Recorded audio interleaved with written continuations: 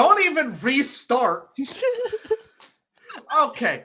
This man had me on a rant for like 5 minutes. We introed the show, and it wasn't fucking live.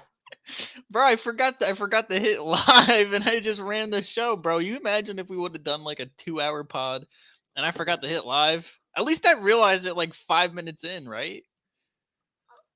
You still caught an L. Okay? L. You still caught an L. That's an L. But, All right, we'll run it back, Turbo. Hello, everybody. Welcome to Day One Pod. I'm Kyle. That's Anthony. You know the gist. Okay. Yeah. All right. Yeah. There we go. Yep. It's another day on the Day One podcast. I'm your co-host, Anthony. That's my co-host, Kyle. Or yeah. Whatever. Yeah, we just did that. He's over there somewhere. Yeah. It's the most discombobulated pod ever. This show stinks. I don't know what. Yeah, I don't know why we do this. This show stinks. All right. Well, we'll run down the lineup again for tonight. Yeah. We're gonna discuss some Phillies free agency news. Big moves. Rob Thompson hinted at it. Missed the Philly Sports and Card memorabilia show because he said they had to make some moves. So we already knew what was going down.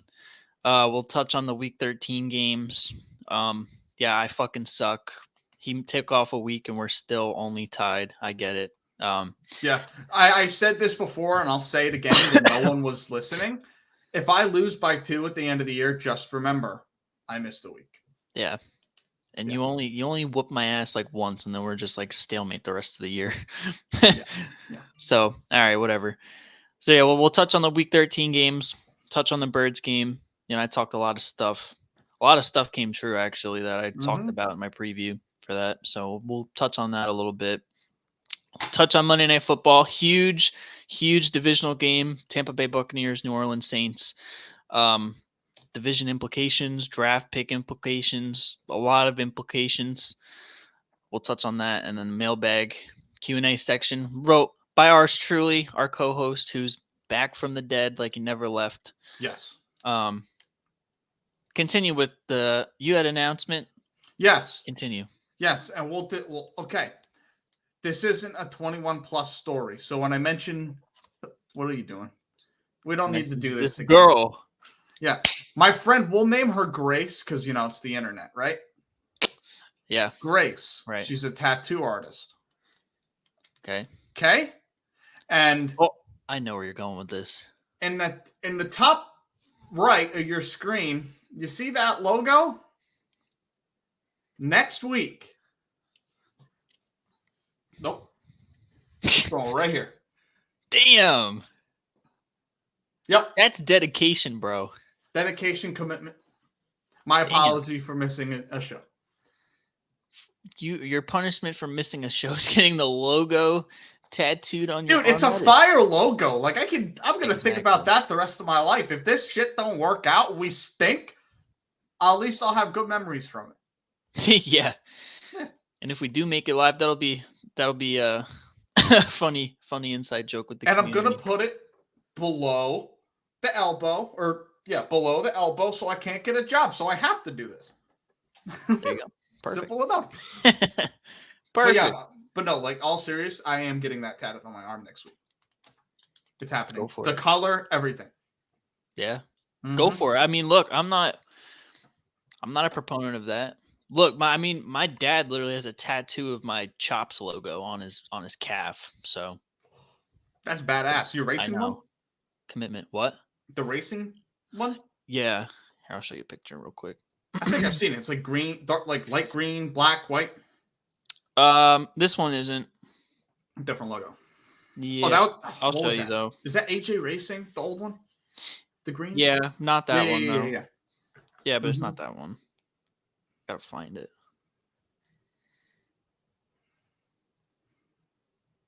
But I gotta clear on my camera roll. No cap. This is no cap, bro. I got 500 photos. Maybe 5 of them are of people. Where is this? I got probably 10 of those 500 probably pictures of my brother's ass that he takes when my phone's sitting on the counter. That's funny. Where are you at? Dead. It's dead. Just go grab. Just go chop your. Who'd you say it was? Who's got the tattoo? My dad. Just tell your dad to come in the room, take up the pants, show it that way. Hey yo. Pause. That's a major pause. Major pause. Why can't I find it? Now let me go to my snap. I gotta show. Look, we mentioned it. I gotta show the people. Mm-hmm. And then we'll get into the proceedings of this show. I promise. Yes. Should I sing a song while you're looking for it? Go for it. Well, I gotta think of a song. 100 bottles of milk on the wall. 100 bottles of milk. Take one down, pass it around. 99 bottles of milk on the wall. 99 bottles of milk on the wall. 99 bottles of milk. No. This is my time. You focus on what you're Look, doing. I'm singing for it. Here we go. All right. I didn't finish the song. I'll finish it later. Yeah, that's dope. That's fucking tough. Hell yeah. That was 2018. So it's been there for a minute. Word. But yeah, that's the plan. It's happening. Mm-hmm. I'm all for it. Yep. I'm not doing it myself. Honestly, I don't really have a need for tattoos. If the Eagles win the ball, you got to do it. Bro, if the Eagles win another bowl, I'm getting another ring. That's enough for me. If the Eagles win the ball by 15 points. Look, if they blow out the Chiefs in the Super Bowl, then I will. And I'll pay for it. All right, bet. Done. Bet. Okay. Pause. Ethan being in the chat. Eagles path to the bowl easier with no Jimmy G on the Niners. Yeah, we're going to get into that. That was one of the things we were talking about, Jimmy G being out for the year. All right, well, let's get into some Fightins. Fightins. Break the news. If anybody lives under a rock, which most of you probably do, the Phillies just signed probably the second or third biggest free agent on the market this year. Definitely the biggest shortstop, Trey Turner from the Dodgers and the Nationals. 11 years, $300 million. Lot of bread. But mad bread. But he was rumored to get like $35 million a year this year, which would put him at a 10-year, $335. I mean, we kind of fleeced him, not going to lie. $28 million a year, I'll take it. Mm-hmm. Yeah. He's some big guns, and you need some help out in the outfield. And it's huge. Or, well, you know what I mean. Bro, listen. Not like you finished the show. Not like outfield, but like, bro, I don't watch baseball, so I don't like. What'd you just say? Well, I meant defense. That's what I meant. Defense. Say it again. They're and not outfield, but like it's like the around other the way. bases. The infield. The infield. Yeah. All right. You know what I mean, bro. I don't be tapped in with baseball like that. That's on me. Trey Turner's a shortstop. I know, bro. He's just gonna be out there. He's just gonna. Bro, I had a mental block real quick. Bro, he's just gonna stand out there with Kyle Schwarber. It's just gonna be both of them. No one at shortstop. 2 left fielders, a center fielder, right fielder, no shortstop. That's the plan. Bombs, banging moms. Yeah. He's out the league, but yeah, I think it's huge. You look at the seasons that he's had over the past few years. He's a high batting average guy, which we need because we have way too much power, not enough on-base percentage. Speed, we don't have speed at the top of our lineup. As much as I love Kyle Schwarber being in the 1 slot, I think he needs to move because Trey Turner needs to lead off. It's what he does. He's a sneaky power hitter, not the best power hitting shortstop, but I mean, in terms of the whole infield, he's a power guy too, RBI getter, base cleaner. Like he does everything you want out of a big time free agent. That's not a pitcher. And like you look at, even what someone in the division did. We just lost to the Houston Astros, who, they had Justin Verlander. He closed it out on us. He just came to the Mets. So we have to deal with him now in division, but they lost Jacob deGrom. It's a whole debacle, but yeah. But no, I think this is really big. I think this could get us over the hump. I think we need another pitcher. I think we need more platoon guys. There's still some work to be done for us to be considered a certified contender, because I think last year, now that we're a little bit more removed from it, we can look at it realistically. Shouldn't have been there. Probably wouldn't do that again next year with the same team. You know what I mean? It's just, it was Cinderella run. That's exactly what it was. And this could turn into, holy shit, could the Phillies make it to the World Series back-to-back if we play the rest of the offseason correctly? Yeah. That's the key. You gotta make the right moves. I mean, like I said, I'm not really in tune, but I can tell you from watching the Eagles play and everything that happened this offseason, it had to be perfect. Yep. It was perfect. And now look, they're an absolute juggernaut team with a chance to win another championship. So the Phillies can do the same thing if they play their cards right. This is obviously the first big step. Yes. But they just got to get their ducks in a row, and could be the same. And with Zach with Zach Eflin leaving and Gene Segura leaving, and us only getting him at $28 million a year. Yeah, we still got money to actually, because how I thought it was going to go is we're going to get Trey Turner and then some mid other players around the team, but we can spring for decent bullpen help or another starter if we wanted to. Not like a Jacob deGrom level guy, but I mean someone we can flex into that 3 or 4 slot that can give us 35 starts a year. I think that's doable. And again, this puts, like we said in the closing of the season, Bryson Stott at second base is the best thing that could happen to the Phillies because he's got a noodle arm. He can field. He's got a noodle arm. This solves a lot of defensive issues in the infield, not so much the outfield, but hopefully Bryce Harper comes back being able to play the outfield, which, again, by the way, shout out Bryce Harper. Got out of surgery last week. So we'll see how it goes. I didn't know he was hurt for a while.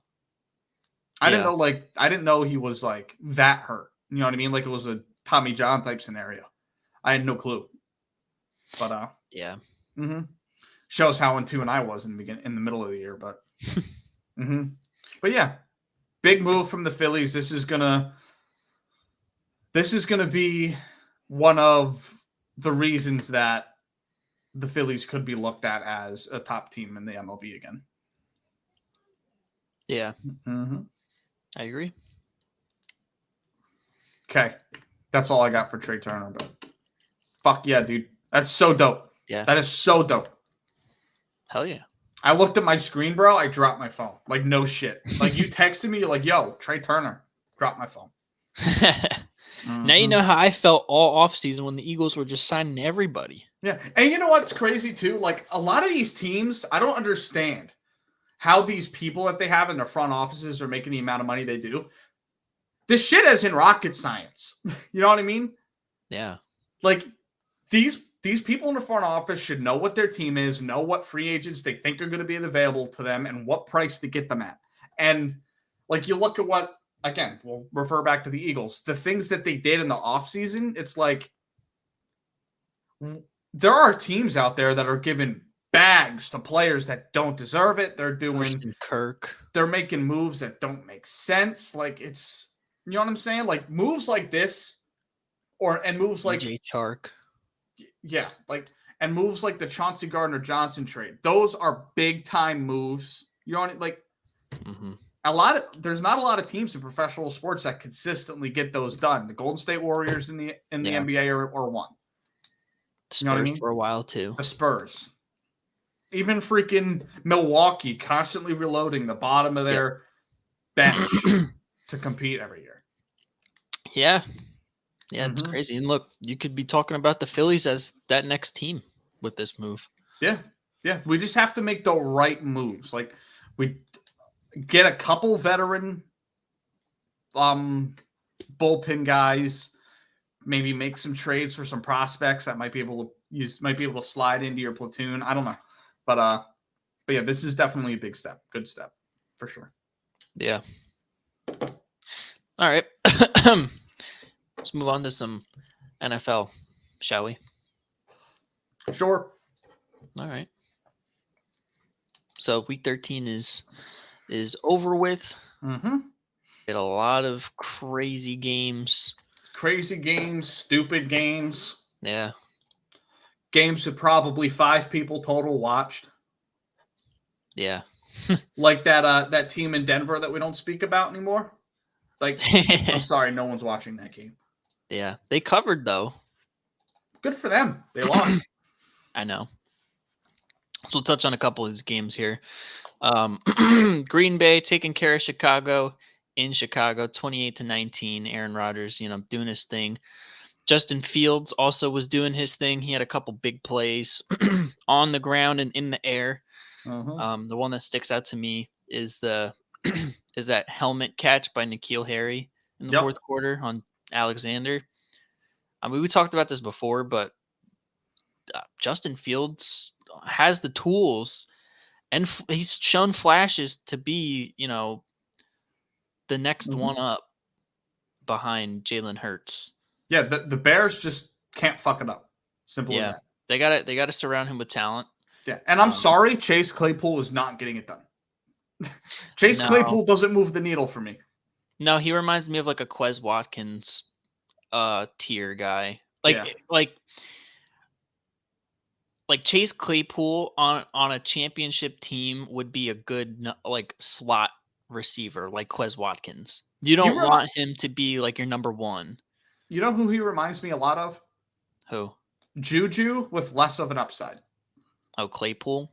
Yeah. Yeah. That's what I'm saying. Like, you wouldn't want him to be like your number one receiver.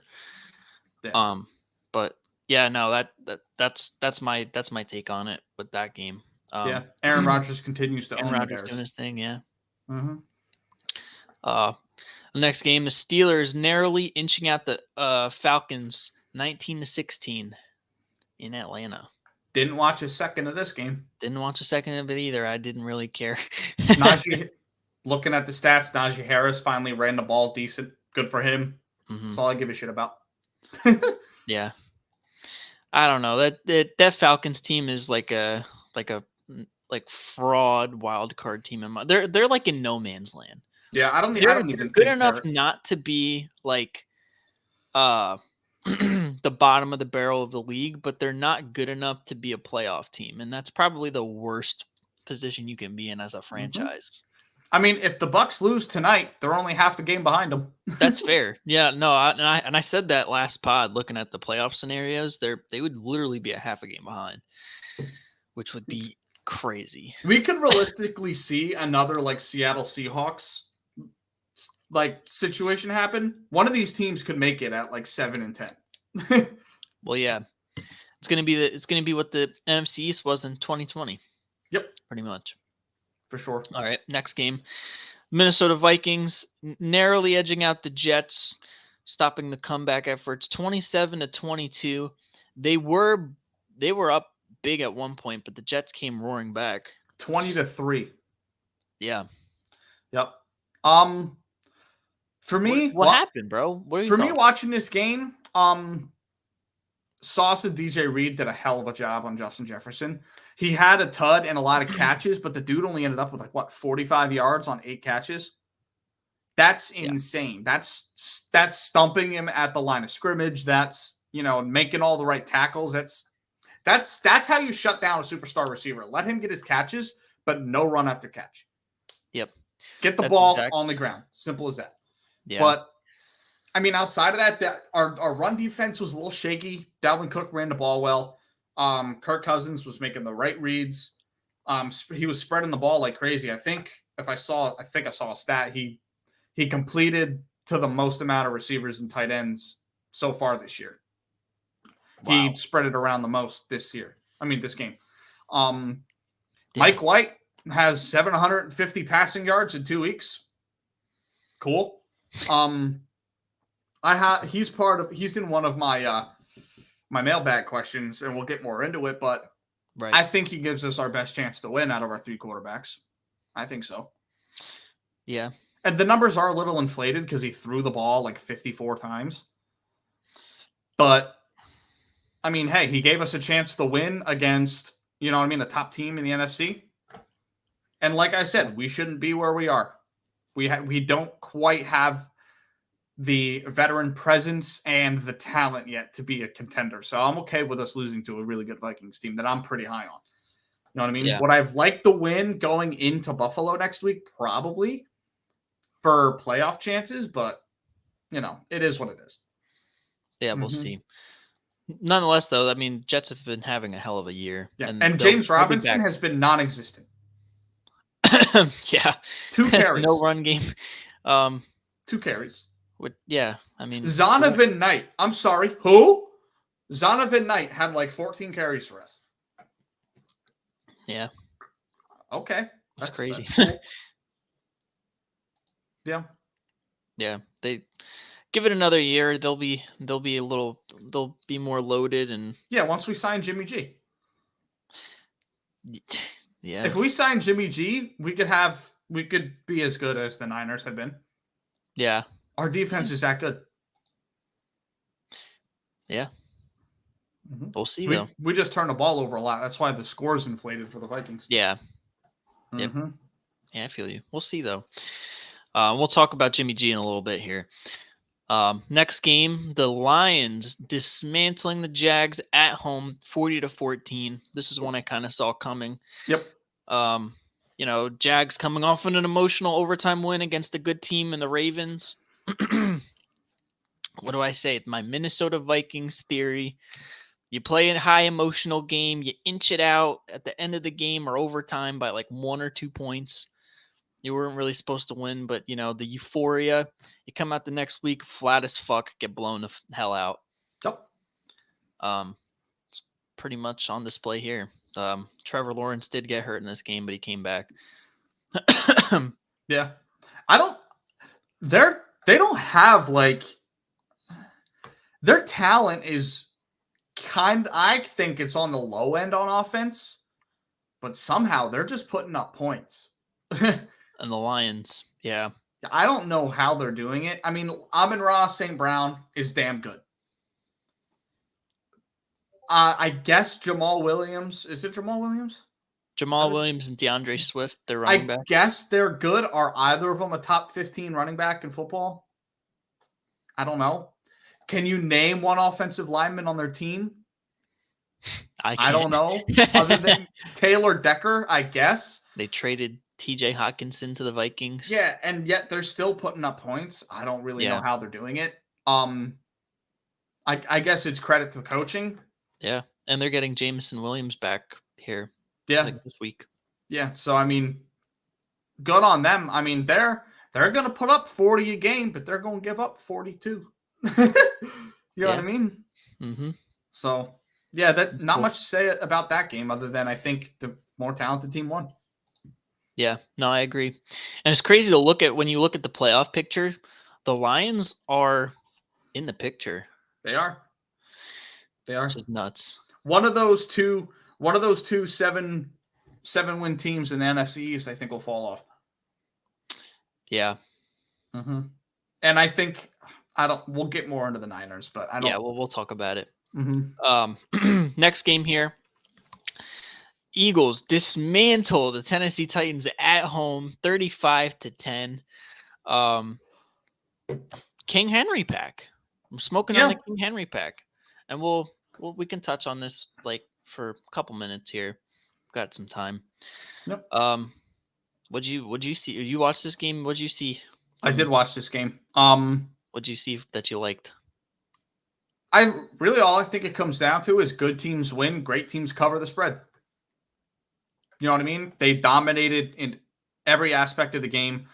Just when you think Jalen Hurts needs to stop running the ball a little bit, he fucking throws for 400 yards. Yeah. I mean, he continues to show week in and week out, like, hey, I might run for your 175 last week, but I might throw 400 this week. He's going to get all his receivers involved, the ones that, are worth a damn. It's the running game is always good. They got shut out in the run game pretty good, and it's a great sign to see that they got a 35-10 win in a game where they didn't run the ball super well. Yeah. You know what I mean? Because what game was it? It was Washington where they didn't run for shit, right? When they lost? They didn't do anything. Yeah. When we were questioning what they could be without a run game. And they proved to us against the Titans what they could be without a run game. And that's, a team that can air it across the yard. AJ Brown is him. Simple as that. Jason Kelce needs to star in Adam Sandler movies. Simple as that. Yeah. I would say this is probably their most complete game, and they still have room to improve, which is just insane when you like I don't even know where to start with this game. Mike Vrabel was absolutely disrespectful in his defensive game plan. Yeah. To not play two safeties deep and just let Jalen Hurts throw it all over him. Yeah. Almost 400 yards passing. This is the first team since the 87 Raiders that ran for 350 plus the prior week, and then the next week turn around and throw for 360 plus. Yep. This is a historic team. I mean, you look at how Jalen Hurts is able to just command the field, make the right read, accuracy, timing, everything that he had to work on in the offseason, he's worked on it and it's improved tremendously. Mm-hmm. I got to be honest, he's the second best quarterback in the league right now. Him and Patrick Mahomes are the two best. Okay. I don't think there's anybody playing at their level this year when you watch it and you look at the stats and the tape. I'm glad he's on my team. Yeah, I'm not going to sit here and argue with that. Yeah. And AJ Brown, I fucking love, dude, the best receiver in the NFC East. His name is Arthur Juan Brown. I love that man so much, bro. I was jumping for joy, especially on the second touchdown when Jalen just threw it up to him and he's sitting there and the literally like PI all over the place and just whoop, takes it away from him. You could tell how much he wanted a big game. No, he definitely said that this game was scheduled on his calendar. Mm-hmm. So he went off. It was great. And even Smitty and Quez, they were involved. And the defense, they shut the run out, pretty much making a statement to the league. Look, that was, our one chink in the armor. We addressed it, and we can stop one of the best running backs in the league in Derrick Henry. They held him to 39 yards, or I think it was 30 yards. 30 yards, yeah. 11 for 30. Yeah. Hmm? I mean, look, this team, I don't really know. I don't know who in the NFC. I mean, maybe Minnesota. Yeah. If the Niners go on a miraculous run without Jimmy G, maybe, because their defense is real good. But I still feel like we have the personnel and the talent. Yeah. Even Dallas, even if they sign OBJ, we have the guys to go up against that firepower. Yeah. Keep it going a little bit. Yeah, no, I got you. Yeah, I mean, this was just an absolute statement win. It puts the league on notice. They're talking all their crap about, they don't know if the Eagles are legit or not. This was a good test, and a lot of people were saying, these are this is two really good teams. It's a test for both teams to, to see how they stack up. And the Eagles answered the bell. And it was just great to watch. Like I said, probably their most complete game so far this year in terms of execution on all three phases.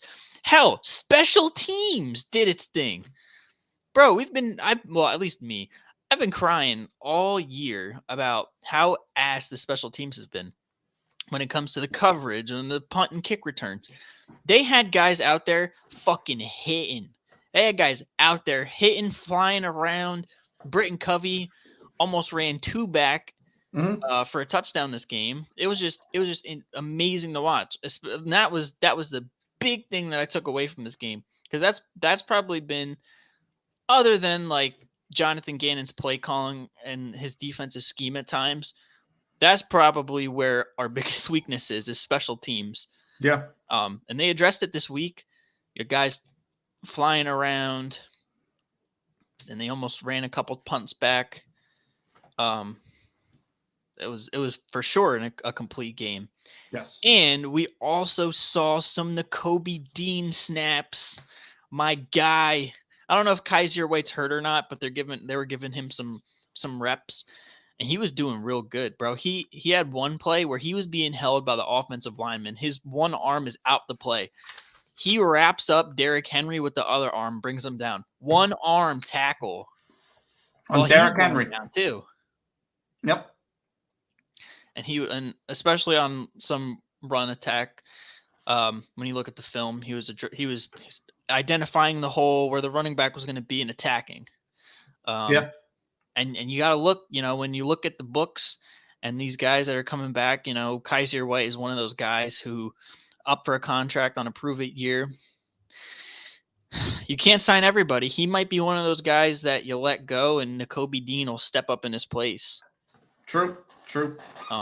But yeah, no, definitely their most complete win by far. Yep. And really, to close it out, I think the only thing that the Titans can take away from that game is that they don't have to play this team until the Super Bowl. So they're not making the Super Bowl. That's the thing. Exactly.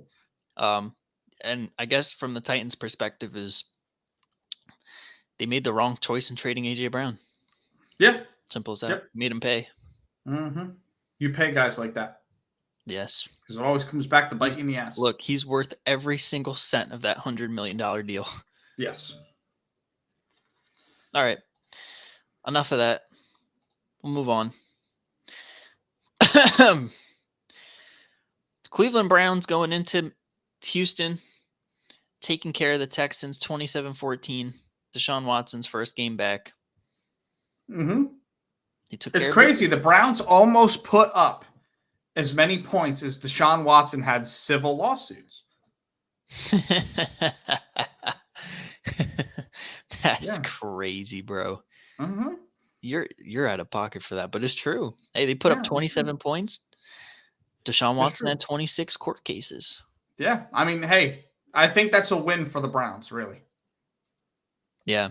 But now, not much to say about this game. Deshaun looked super rusty in this game.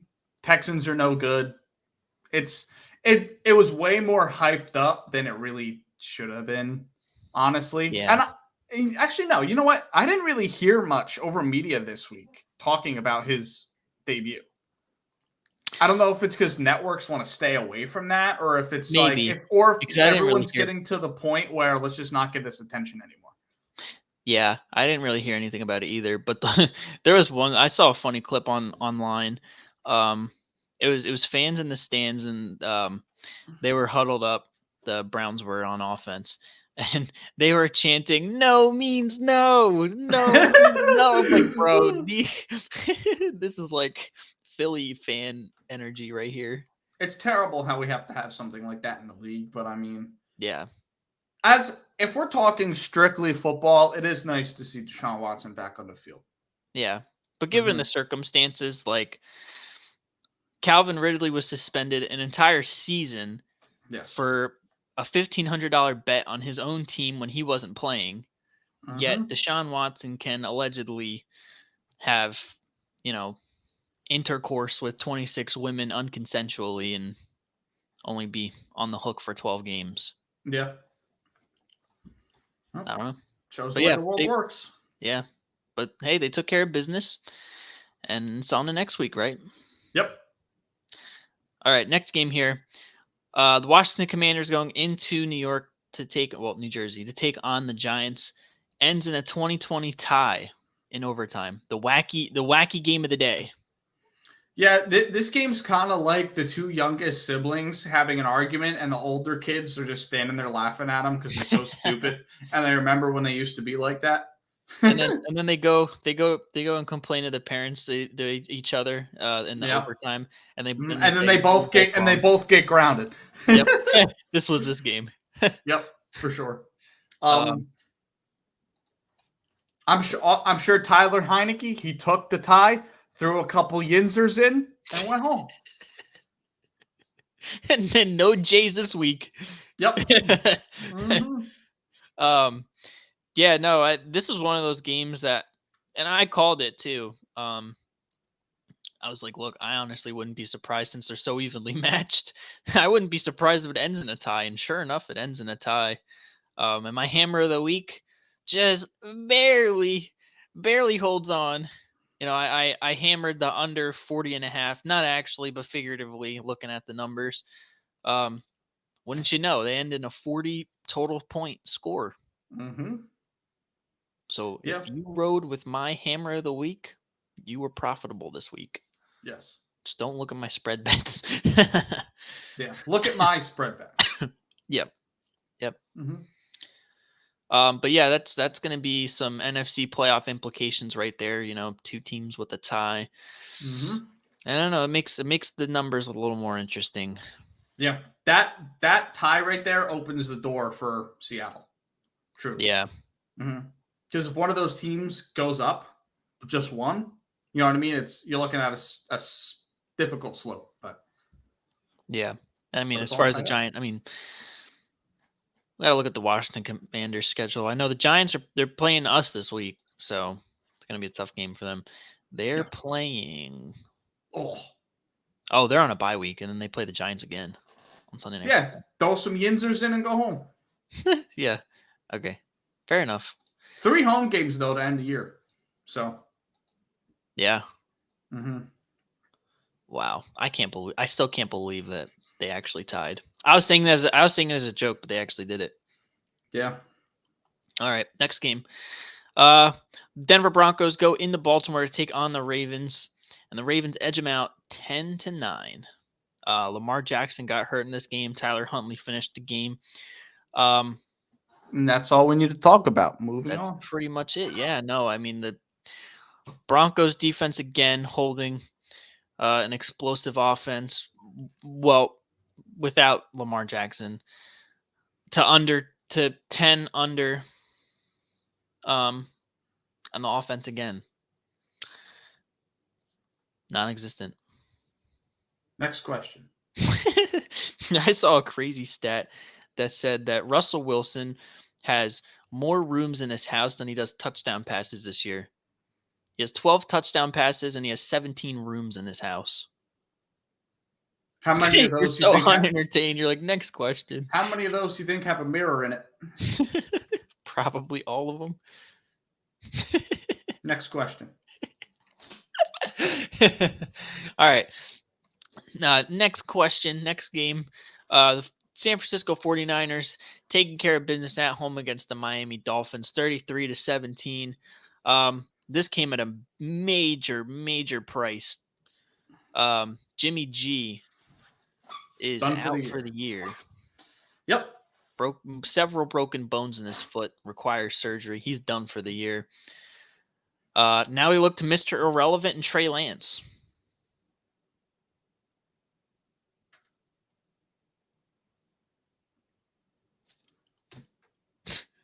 What else is there to say, bro?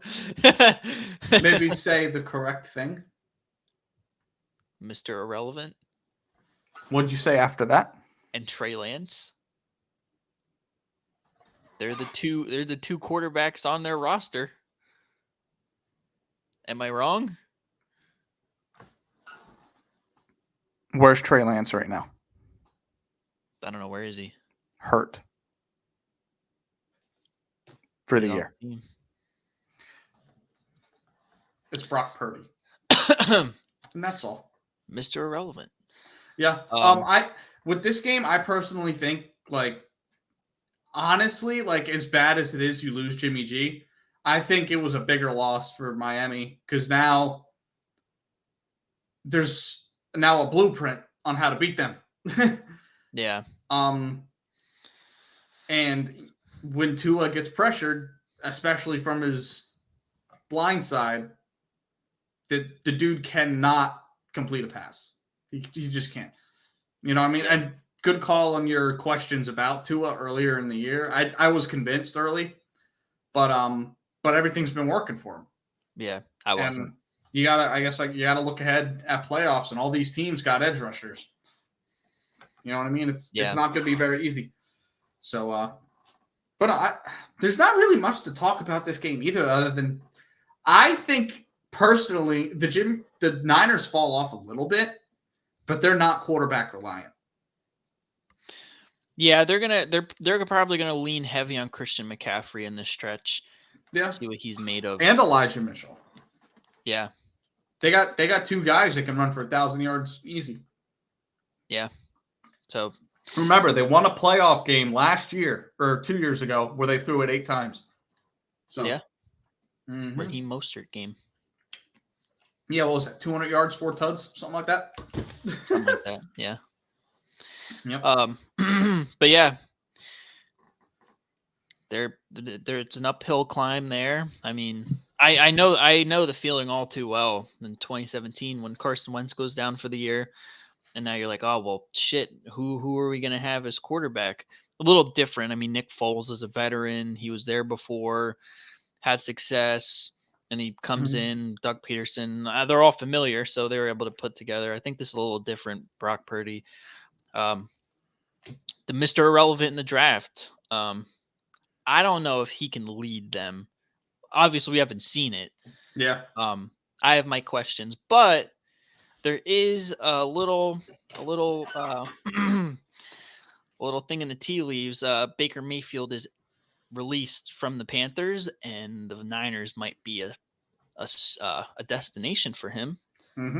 So I'll get your. I don't know if you have this on the mailbag. If you do, let me know. Okay, we'll hold off on that question. Yeah, we can get back into it. Yeah, we'll get back to that. Let's run through these last couple, other than the Dallas game. The Dallas game I really want to know. I don't want to fucking talk about that game. Seattle goes into LA to take on the Rams. They narrowly get it done, 27-23. Defense comes through big at the end. Surprisingly, of all things, their defense wins the game. Yeah, but one of them scrappy divisional games. And yeah, Geno Smith stinks. He stinks. Geno Smith stinks.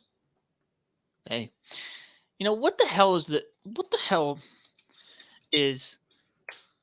What's the Seahawks record and the Jets record? If it's about damn near the same, I'm gonna grill you. 7-5. Jets are 7-5. Seahawks are 7-5. Bro. Geno Smith stinks. Y'all are the same team, bro. We're better. You know why we're a better team? Why? Because Zach Wilson's been our quarterback, and we have 7 wins. He's not your quarterback anymore. It's Mike White. Yeah, the second coming of Jesus Christ.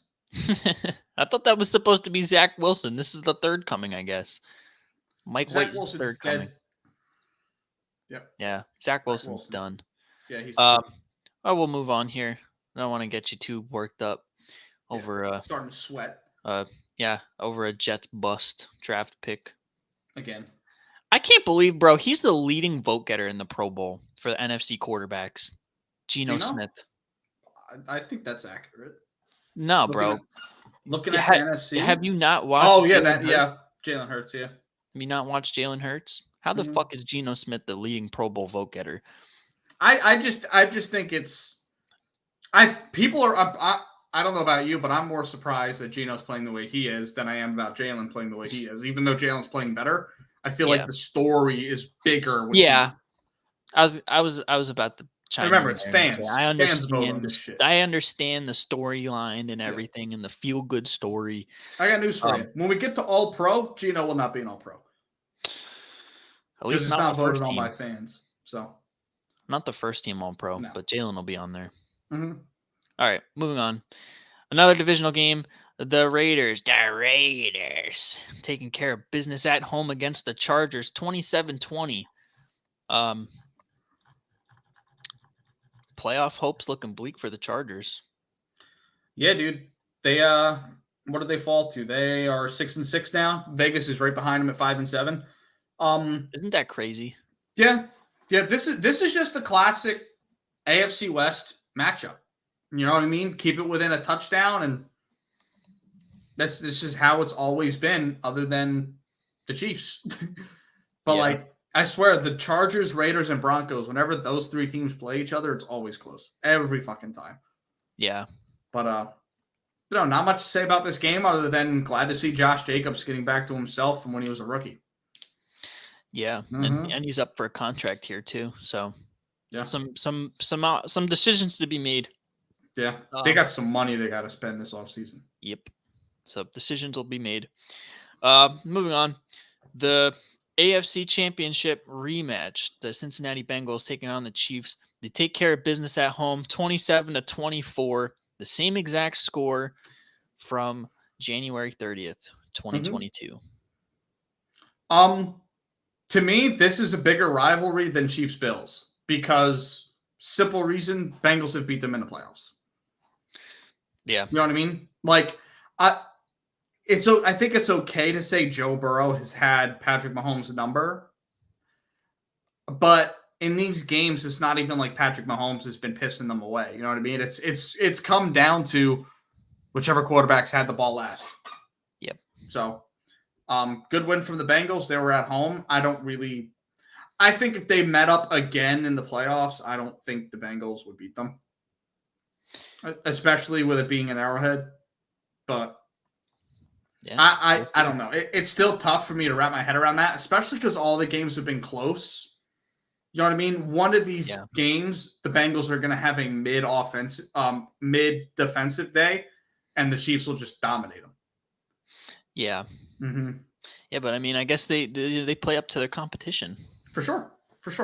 So, who knows? And the last game from yesterday, the Indianapolis Colts going into Dallas to take on the Cowboys. The Cowboys put up a 50-burger, 54-19. 33 points in the fourth quarter. This game was absolutely disgusting to fucking watch in the second half. Not so much that Dallas was the better team, because they were, obviously, but just the way that they decided to run the score up in the fourth quarter. Bro, they did not sit their starters until like 3 minutes left in the game. Let me tell you something. I love that. In a way, nah, bro. I get it. In a way, yeah, it's cool and all, but like you're in the dead heat to get in the playoffs, right? Yeah. Save that energy for when you need it the most. You're already winning the game. You're up, what was it, 35-19 or whatever? Yeah. Sit your starters. Early recovery. Get to next week. I kind of disagree though, just because like this if someone would have gotten hurt or whatever, it would have been bad. Like, I mean, obviously Anthony Brown got the Achilles, but I think that was earlier in the game. It was. Yeah. This puts shit on film for them to watch. This is just more shit for them to build off of. Those, you know what I mean? Yeah, if you sit him at 35, that's 19 points of film that you're not seeing. You know what I'm saying? That's big. But they got a lot of they had a lot of defensive plays that they ran back. So what they really put, how much more quality film did they put out there? I mean, a lot. Whether it's offense or defense doing it. Yeah. Like, and I think too, like, it's very good. even though a lot of teams that win big come out flat, I think it's still huge to get statement wins. You know, and this is a statement win. It might just be the Colts who aren't great, but I mean, like, this is the NFL. No one should be winning a game 54-19. Yeah. You know what I mean? I think, and plus the integrity of the game. I hate when people pull their starters so early. Like, if I'm a guy, pull them last drive. That's it. Last drive, cut them. Yeah, but when it's not going to change the outcome of the game, why risk injury? You know what I mean? Think about it. Think about it like this. Think about the D Rose injury in 2011 against the Sixers, right? Mm-hmm. They probably should have. They would have won. They won that game. They probably would have won that game whether D Rose was playing or not late in the fourth quarter. What happens? Tears his ACL. He's never the same. Let me ask you this though: if you would have asked D Rose right now if he would have been willing to sit that game, you think he would have?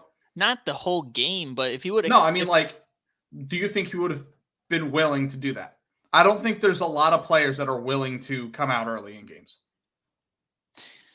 I really do. I don't. You know what I mean? Because these guys want to play. They want to bring up their stock more and more. They want to put shit on film. I get it, but when you're in the dead heat of the playoffs and you got to get to the next game, just look, take an early night. It's all good. You know, you had a good night. We're going to get the dub anyway. So it's not going to change anything except padding stats. And that's really all that Dallas does. They like to pad the stat sheet. And that's what this was. That's what this 33-point fourth quarter was. Let me ask you something. Big stat sheet pad. Let me ask you something. You would not be going on this rant if the Eagles did that. Not to this extent, but it'd still be like, bro, like, come on. You know what I mean? Okay. I still think I'm a little indifferent. I think it's good. I think it's good for the team. Like, the Eagles are not having a 33-point fourth quarter. They've had like a 20-plus point second quarter and in the third quarter. And then at that point, it's just like, you know what? The game's decided. We don't really have to force anything. Why risk our guys' injury when we can just, tell them to have an early night, recover for next week, and we just enjoy the win. Yeah, I don't think it's wrong. I'm not saying it's wrong to do that. I just let the second team get some time to get some film out, to boost their stock. Because obviously we did more than enough, blowing them out the water. Yeah. But when you look at the Dallas Cowboys, they have what have they accomplished in 30 years? True. That all they really care about is padding stats. Yeah, but this is the problem though, because the Cowboys are such a controversial team. No one's saying that about other teams that are in the same exact boat.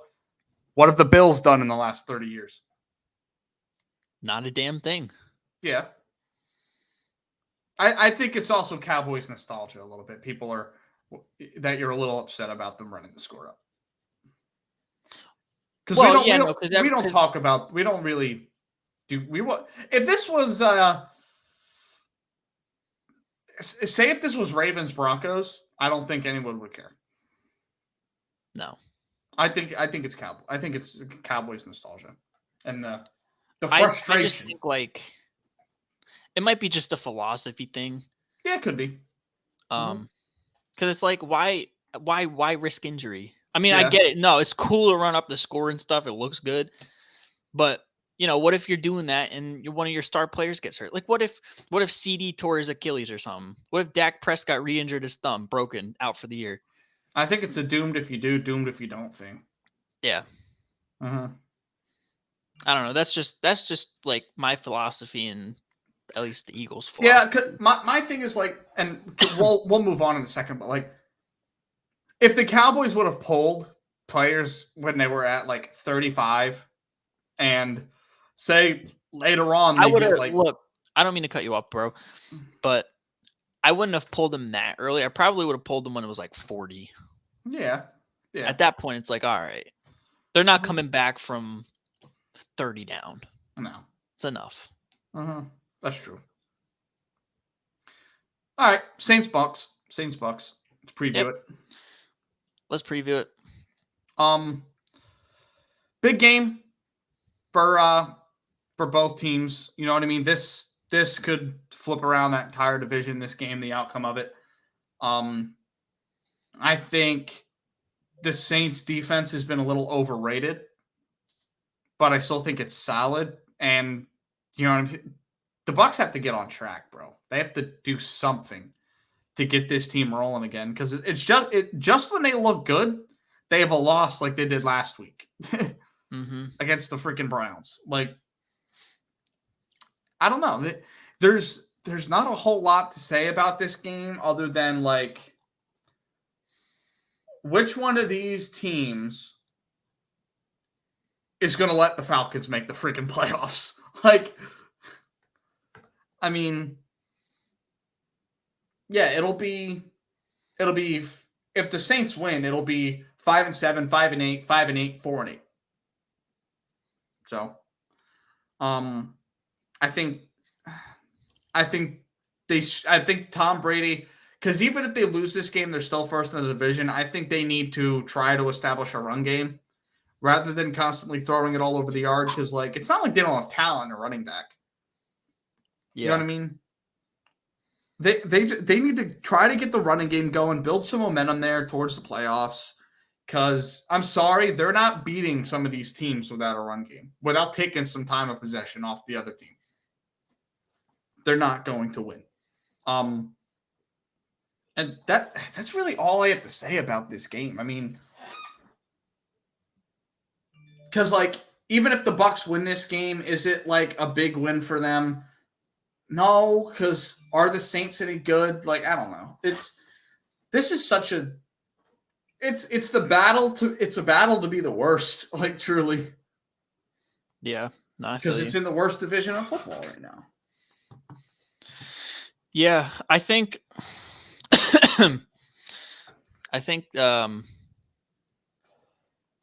this is probably like, if the Bucks are going to go to the playoffs, this is a must win.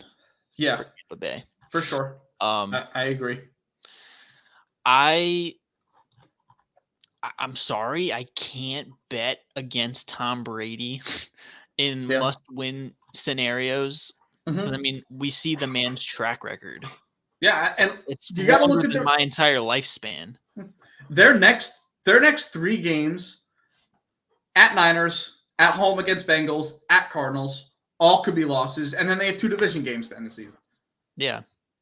So, and, I mean, look, all you're leading your division at 5-6.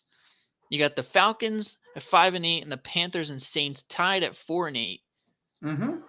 Y'all all might lose out, but if they beat each other, whoever is the best beating each other is going to go to the playoffs, and that's why I think it's going to be a Tom Brady provisional for the playoffs. Yeah. I mean, depending, you got to look at the schedule for everybody else. But, I mean, the Falcons are so inconsistent. The Saints have been a gigantic disappointment, and the Panthers have sold their entire franchise to PJ Walker. I don't know, bro. And not to mention, I also have bias into it because the Eagles have the Saints' first-round pick, but they really have been a huge disappointment. Yes. You don't know what you're going to get every week. No. Some weeks they look damn good. Next week they look like shit. Yeah. And it's not like they don't have talent. They got talent everywhere. Yeah. No, on pay, like, this offseason, I was like looking at the preview of the year and this landscape of the league. I'm like, damn, bro, like, the Saints are like a sneaky team in the NFC. Yeah, like, we were at the beginning of the year, we were talking about, like, which one of these teams are going to win 10 games in that division to make the playoffs. Like, that's what we were looking at in the beginning of the year. Not which team's going to win 7 games to make the playoffs. Yeah. Which team is going to get the provisional spot in the playoffs because they don't belong there. Yeah, because I was a little higher. I was a little higher on the Panthers than you were, but, like, not division-wise. Yeah. But, like, they're letting 2 of the worst teams in football like almost beat them both into the playoffs. Yeah, that's sad. Mm-hmm. I mean, you're gonna have more than half the NFC that has double-digit wins, and then you got Tampa Bay at 7-10, 7 and 10, 8 and 9. Yeah, that's best Getting case scenario. They could. I mean, I'd have to look at all their schedules, but like a team could make the playoffs with 6 wins. Like, yeah, that'd be a new one because of the schedules. I mean, like, there's so many. The parity in the NFL this year is ridiculous. mm-hmm. Hey, it is truly any given Sunday. Literally, and that's the crazy thing about this season, that the like the margin between like teams is so razor thin, like in comparison to years prior. It's just insane. Like when you look at we'll just go into the number 1 seed conversation in both conferences. The Eagles are a game and a half above Minnesota. Both teams have just been winning. Yes. That's all we do. In the AFC, the Bills and Chiefs are tied at 9-3. The Bills have the tiebreaker. You look at the games and it's like, it's you gotta win. You gotta take care of your food. Everybody's taking care of the food. That's the thing. Yeah, here's one example of the parity in the NFL right now. If Buffalo loses next week and Miami wins and the Jets win, Buffalo's back down to being a 7th seed. Yeah. So it's a lot of shit. A lot of shit in the league this year. But now back to this game. We don't really have to take too much more time on it. Just wanted to bring it up because it's a big game. Yeah. There's not, like, looking at the statistics of it, even, like, there's nothing that either of these teams are truly playing for. Because I'm sorry, I will bet against Tom Brady in every playoff game this season, no matter what team they play. Well, yeah, no, I agree when it comes to the playoffs, yeah. But against a really disappointing division opponent, when you have to like win a game to be in that conversation for playoffs, I don't really think I'm gonna bet on against Tom Brady. Yeah, I'm here. I'm here with you on that. Yeah. Before we move on, just popped up on my phone not too long ago. The community Monday Night Football parlay put on by BR Betting, voted on by over 500 people. 7 legs. Apparently, it's plus 8,000. Oh. Tampa Bay minus 3.5. Under 41.5 total points. Interesting. Mike Evans anytime touchdown scorer. Interesting. Tom Brady under 254.5. I could see that. Andy Dalton over 194.5. I feel like that's a given with the injuries in Tampa secondary. Alvin Kamara for 40 yards rushing, and Leonard Fournette over 34.5 total yards rushing. The running back ones are a little tough for me, but just because of the defensive fronts that both these teams have. But yeah, I mean, I'm willing to ride it, but modify it with the running backs and just put them both at 25. Yeah, probably. See what that looks like here. But yeah, that's good coverage on those games. We really haven't done that much this year. Like, go down the list and talk about each game that happened. Yeah, I figured we might as well, just because, like, I wasn't here for the spread picks, so we might as well talk about it afterwards. Yeah. All right, bro. Mailbag. I got a lot of questions I want to get to. And I'm interested to hear your take. Most of these are all football questions. I got like one baseball, no basketball, and I have 3 questions that are personal. Okay. I'm sorry. I'm putting this shit together. I'm kind of modifying it for myself. I'm leaving Leonard Fournette on there, and I'm putting just Alvin Kamara. Yeah. And I'll read it to you. Plus 8,000 odds. Are you sure? This is plus 35.75. Wow. That's a lot of odds for that's six legs. Yeah. Yeah, $10 to win 350. my hammer. So Tampa Bay -3.5, under 41.5 for the game. Mike Evans, anytime touchdown scorer. Andy Dalton, 200 plus passing yards because 194 wasn't a thing. Tom Brady under 262.5. Okay. And Alvin Kamara plus 25 rushing yards. Nice. I can throw on like Mike Evans 25 yards receiving or something like that. Or Chris It Godwin. won't mess. It won't even. I'd be careful with that with Marshawn Lattimore. You know, their whole debacle. Chris Godwin for the win. What if we change it to Chris Godwin instead of Mike Evans? No, I think Mike Evans gets a tutties due. He's averaging like one a game over his career with Tom Brady, and he hasn't gotten one in like 3 weeks. Okay, that's fair. But Chris Godwin for 25 yards? Yeah, I'd say so. All right. That'll be the last leg, and that ups it to 41.88. So $10. Hammer that. $10 to win 418. We got, look, it's a live hammer. Live hammer. Do it. Beautiful. Let's fucking make some money tonight, boys. Yes, sir. Mm-hmm. All right. Enough of that nonsense. Let's get into the real juicy stuff, okay? All right. I started off with a fun one. Top 5 quarterbacks in order. Start at 5, go to 1. This do you want year? Me to go? Do you want me to go first since I'm springing this on you? You mean this year? Yeah, this year I'd say. You can consider it this year. I'm considering it kind of in general. Okay. I'm including. I'm going strictly off of this year. Okay.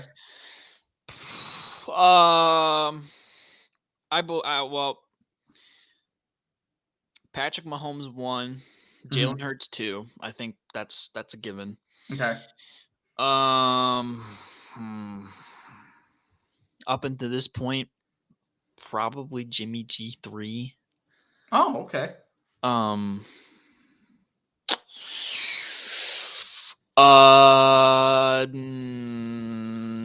Josh Allen number 4. Okay. And just because like he's had some really good games. I mean, he's played really good for the most part, but he's had those games where it's like, bro, what the fuck are you doing? Yeah, where like Jimmy G has like been consistent. Managed the game, done what he has to do, doesn't turn the ball over. And number 5, oh man, it's between Joe Burrow and Tua, honestly. Okay. I'll say Tua just because of like the flashiness. Yeah. Okay. But I think there's probably like even. All right. My 5, my 5 is between 2 people. Okay? And like when you really think about it, there's only been like 6 quarterbacks playing like really, really good and then a fall off. Yeah. For me, my 5 is 2 guys, Justin Herbert / Kirk Cousins. Oh man, I didn't even think of the Kirk Cousins. Damn, bro, I sleep. Yeah. I have Herbert, Kirk Cousins. Like I couldn't decide. Well, in that case, switch him out. Tua. Put Kirk Cousins there. Yeah. Kirk Cousins. Okay. I have Kirk. Justin's a better player, but I think Kirk's been helping his team the more wins. It's not like he's just managing the game. Like he's been winning them games. You know what I mean? For sure. So I have those 2 like right at 5, 5A, 5B. 4, I have Josh Allen. Mr. Inconsistency. 3, I have Jalen Hurts. 3? Well, why 3? 3, I have Jalen Hurts. Bro's about to say Jimmy G at number 2. This is wild. Number 2, I don't know why like people aren't talking about him in MVP conversation. I have Joe Burrow at 2. I think he's the second best quarterback in football. All right. You know what? That's fair. I think Jalen Hurts deserves more of the MVP votes. And I think, you know what I mean? Fair. He's been better. Yeah. but I think Joe Burrow is better. That's fair. I mean, Burrow's had his moments. I mean, we're getting to that point in the year where the Bengals turn it up. So yeah, it's like since week 2, he's had like, I don't know the exact number. I'm going to throw one out there. I think it's like 20 touchdowns to 2 picks, something like that. Wow. Like he's been nuts, playing out of his mind at like a 75% completion percentage since he got sacked 13 times in the first 2 weeks. Yeah. Yeah. So I have Joe Burrow too, and then like 1A superstardom god tier Patrick Mahomes. Fair. All right. Yeah. I'm not I wanted to pick your brain on that. And what do you thought? I wanted to know what you thought about the Joe Burrow being 2, because I feel like it's just like last year, people sleeping on them, and here they come. You know what I mean? Yeah. 8-4 with Lamar being out next week. They're probably going to win the division now. They probably will. They're tied, depending on how long he's going to be out. Yeah, and it's good. I never want to see a player get hurt, but it's really good for the Jets if Lamar is out a couple weeks, because we're only 1 game behind them, and if the Bengals jump them, we could jump the Ravens. Yeah. Okay. So you're saying it's possible. Yeah. Next question. How much on a scale of 1 to 10 does OBJ impact the team on a playoff run this year?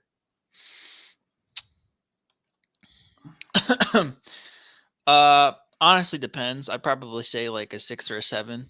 Okay. If he goes to Dallas, I don't really think he's going to move the needle all that much.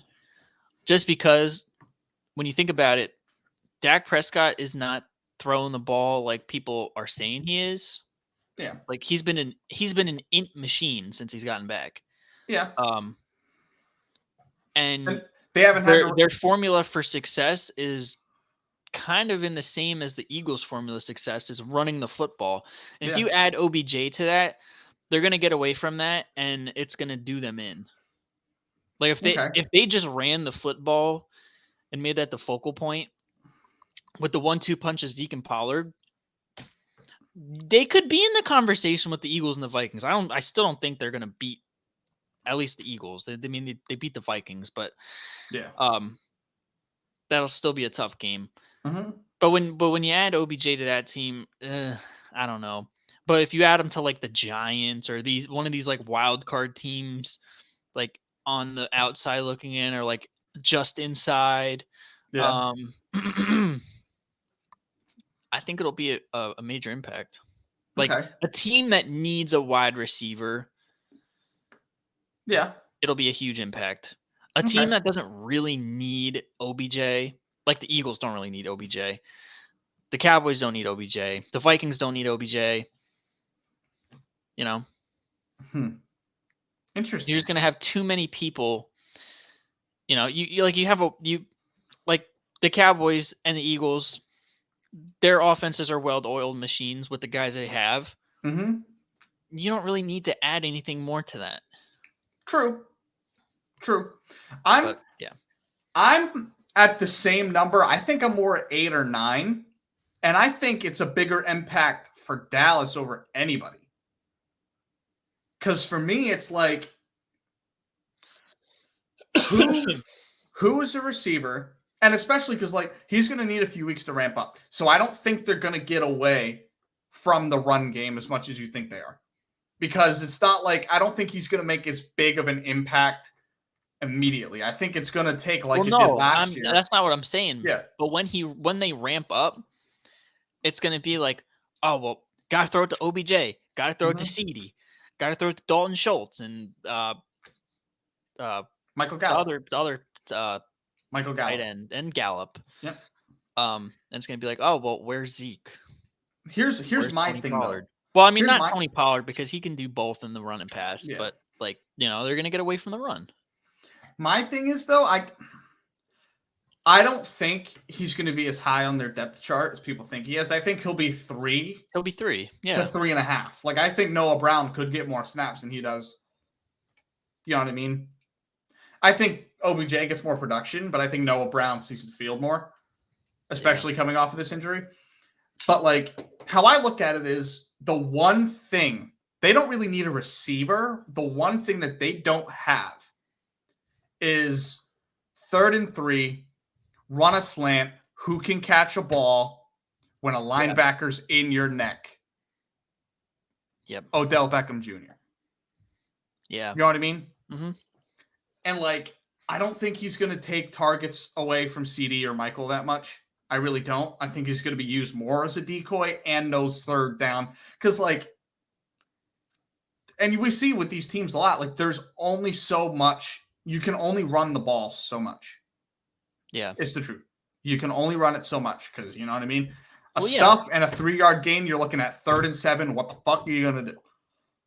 Well, yeah, no, that's not what I'm saying. Yeah, no, like, I know. Like, use it to set up the pass, but some teams will get away from it entirely, and then it makes them one-dimensional.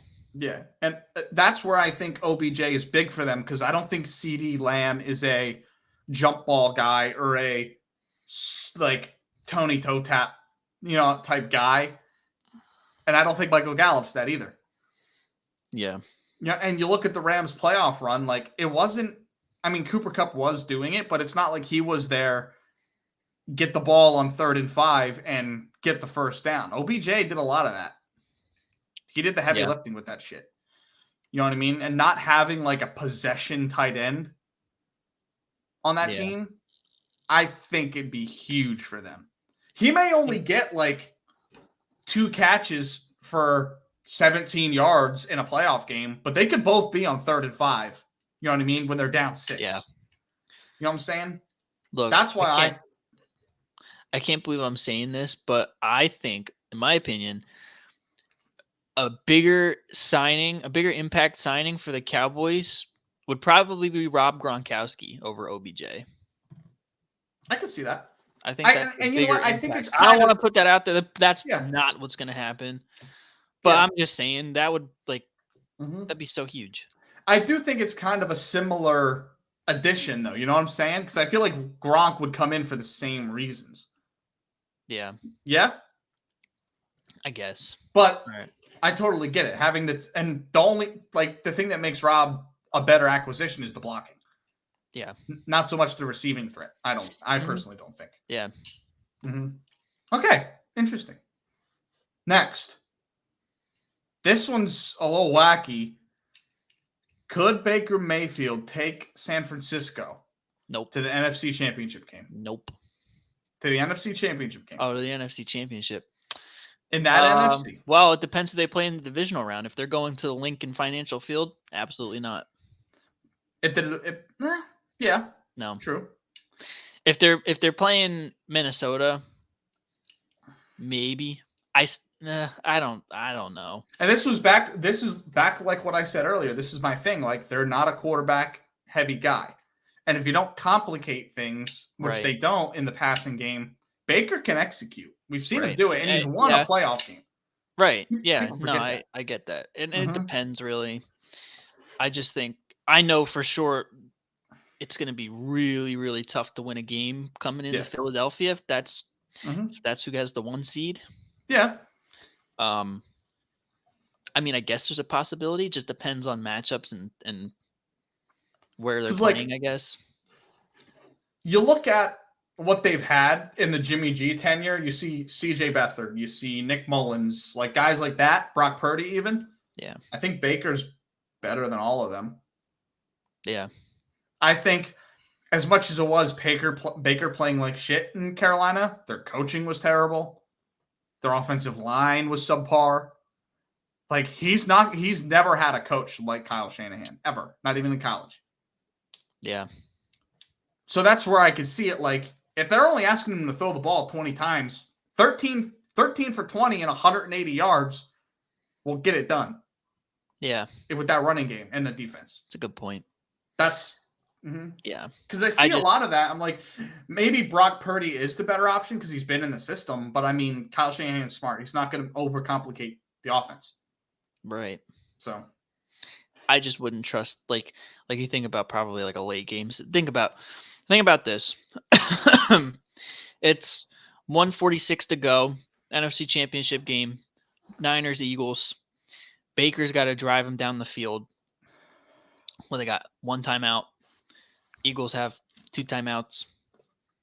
Jalen Hurts just drove him down the field, put him up. What? 6, 5, 6. We'll say whatever. Cam Baker drive down? I'm gonna On that say. defense, I don't think so. I'm gonna say 3 out of 10 times he can. Yeah, I see. I don't. Just because, dude, you also got to think the fucking weapons are gonna be doing most. Yeah, of the work. no, It's not I even get Baker. that, but I can just see against a stout defense like that. I can see him making a turnover. I could in that moment. So that's why I say 3 out of 10. Yeah. But hey, it only takes once. Right. Mm-hmm. Okay, interesting. All right. Next question. Will Lamar Jackson be a Raven in 2023? Next question. I'm just kidding. And if you don't think so, where does he end up? Well, I don't know the answer to that question. You don't have it? I would like to say yes. I would think yes. I think he should. It should be a yes. It should be a yes. If you're asking the Ravens front office, the answer should be yes. Yeah. If not, man, I don't know who's going to pay him that kind of money. I can name 2 teams, and they both are from the New Meadowlands, New Jersey. Yeah, that is true. I'd take Lamar. I'd fucking take Lamar. Yeah. We're winning the fucking Super Bowl if we get Lamar Jackson. Whoa, slow your roll, buddy. Look, if the Eagles keep this thing intact, I don't know. But this is what we're gonna do. We're gonna sign Geno Smith this offseason, okay? And we're gonna go 16-0, 17-0. All right, that's fair. Yeah, because Geno Smith is apparently the best. You should have in 2013 when you drafted him. Mm-hmm. Yeah, I think he will be. But I think, this injury is not a lot of people are talking about it, but this is big. This is the exact reason why the Ravens didn't pay him. Mm-hmm. Yep. So, I mean, we'll see. They might. If they don't sign him to a deal, he'll be back on the tag. Mm-hmm. So I think so. All right. I got another interesting one for you. Cleveland Browns currently are 5-7. Okay? Mm-hmm. In the AFC, they are 2 games out of the playoffs with 5 games remaining. Yeah. My question to you is, can they win out the rest of the year? And let me tell you their schedule. Pulling it up in a second here. At Bengals, at home versus Ravens, at home versus Saints, at Commanders, at Steelers. I don't know if they beat the Bengals, but I like them in the rest of them. It's possible. Do you think they can make the playoffs? Because this was the biggest thing of the offseason was where would they be when he comes back? And here he is. Here they are. 5-7. Yeah, here they are. I think it's definitely possible.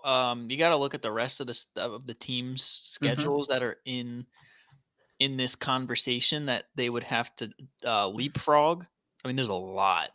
They'd have to. I'll tell you right now. They have to jump. Jets at 7-5. Probably the Ravens, Bengals, Dolphins, Patriots. They wouldn't have to jump the Ravens and Bengals. They'd have to jump the Jets, the Patriots, and the Chargers. That's it. The Chargers. I think they can jump the Patriots. I think they can probably jump the Chargers as well. If the Jets go back to Zach Wilson like they're talking about, they can jump the Jets. Yeah.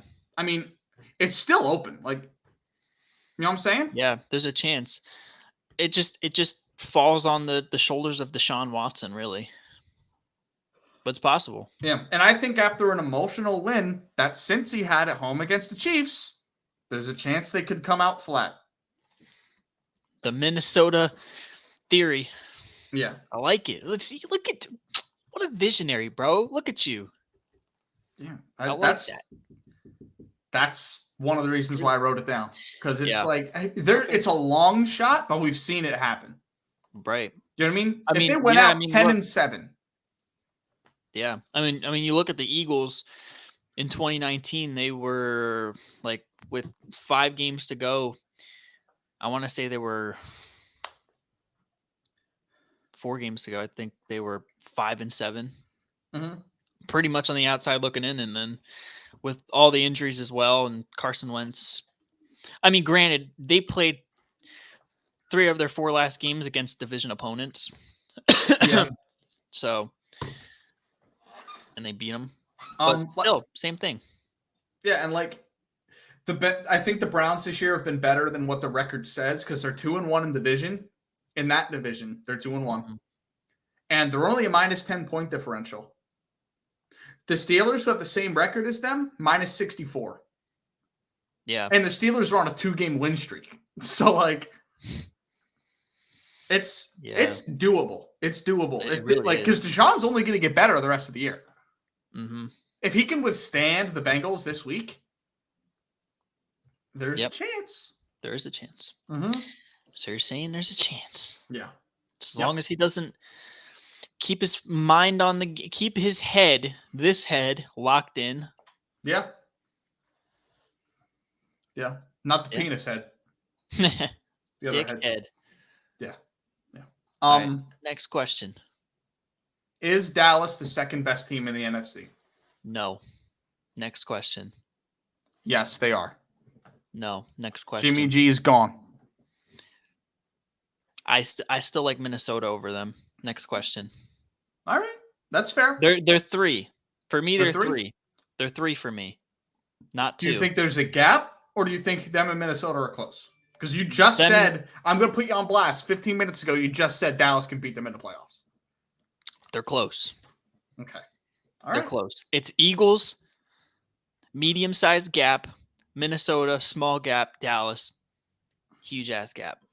Okay. All right. But 2, no. Next question. Next question? Next question. All right. Next question. This is a wild one. How many Super Bowls would Patrick Mahomes have to win to be called the GOAT? 8. Next question. I disagree. I'm just playing. I'm just playing. I think probably like. And this is barring 4. Tom Brady doesn't win another one. Probably 3 or 4. 3 or 4. He's got 1. So that's probably 2 or 3. 3 or 4 more, or 3 or 4 total? 3 or 4 total. Okay. Why?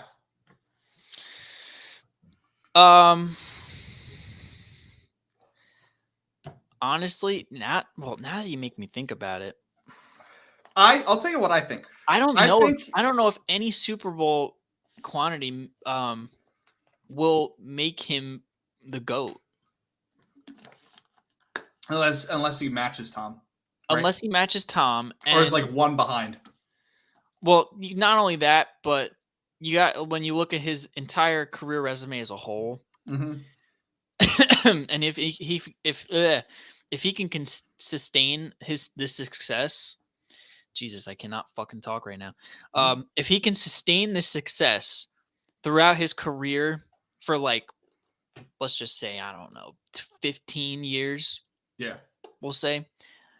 Then I think there's a conversation to be had, but if there's like a fall off at year 9 or 10, mm-hmm. and he's not the same Mahomie, I don't think so. Because look, ain't no damn human being gonna replicate what Tom Brady has done over the last 20, almost 25 years. Here's where I'm a little indifferent. I think 5 is the right number. Because, and I've said it before, and I don't know if you agree, Patrick Mahomes is the most talented quarterback to ever touch a football, correct? Talent-wise, I guess so, yeah. It's either him or Aaron Rodgers. And there's shit that Patrick Mahomes has done that Aaron Rodgers couldn't dream of doing. And they're already matched on Super Bowls. Yeah. Like, for me, it's going to come down to, like, one, I think Patrick Mahomes will have a long, healthy career because modern medicine's only going to get better as he ages. Yeah. And, like, we're going to get into the same debate, the exact same debate that we have with LeBron and Michael. Yeah, Brady and Mahomes. It's going to be the exact same thing. People are going to look back at the nostalgia. Oh, Tom Brady won 7 Super Bowls. Yeah, when 3 of them were game-winning field goals. And Patrick Mahomes. Yeah, why? Because he had to drive him the length of the field to get him in field goal position. Yes. That's fine.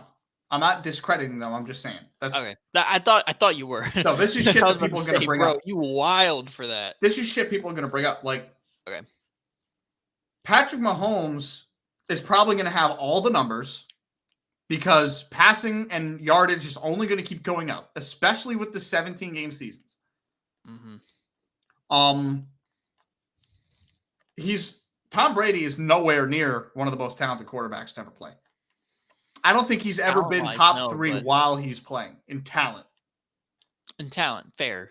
Yeah, I don't think he's been top 3 while he's been playing any year talent-wise. Because you got Aaron Rodgers has been around, Peyton Manning's been around, Brett Favre's been around. Like, all these guys have been more talented than him.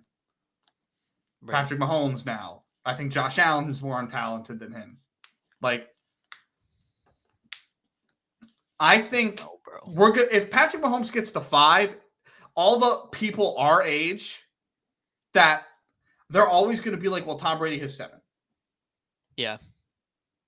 They're always going to say that. But just like what they hit with Mike and LeBron. Well, MJ had 6.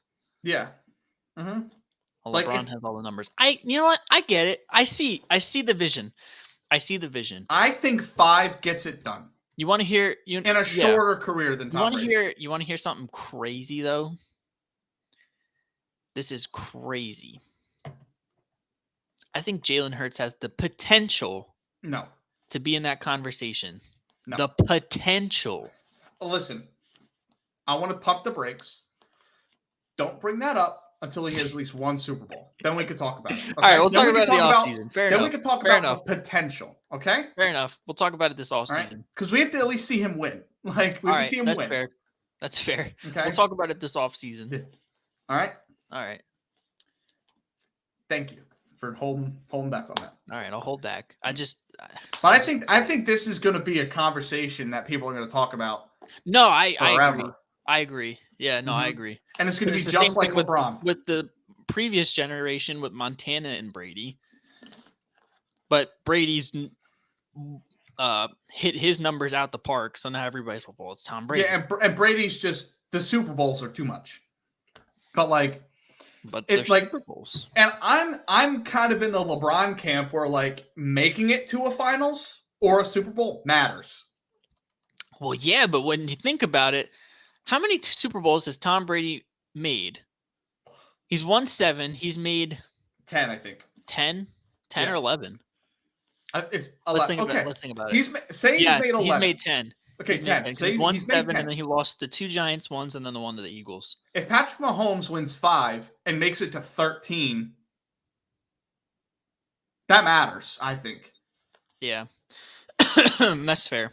Yeah. I can see it, but that's gonna be hard. People don't even bring up some of this shit in LeBron conversations. LeBron went to 8 straight finals. Yeah, he did. Yeah, how? You can't do that. It's not possible. I'll put Patrick Mahomes in that conversation if he goes to 8 straight Super Bowls. Even if he goes to fucking 10 straight AFC championship games. Yeah. And wins 8 of them. That'd be wild. That's the shit that I'm talking about. People, as time goes on, it's always just going to be, well, Brady's got 7. Brady's got 7. No, I feel you. If Patrick Mahomes wins Super Bowls with this kind of receiver talent, I'm sorry. Yeah. That would be insane. All right, next one. Next question. How many wins will the Phillies get in 2023?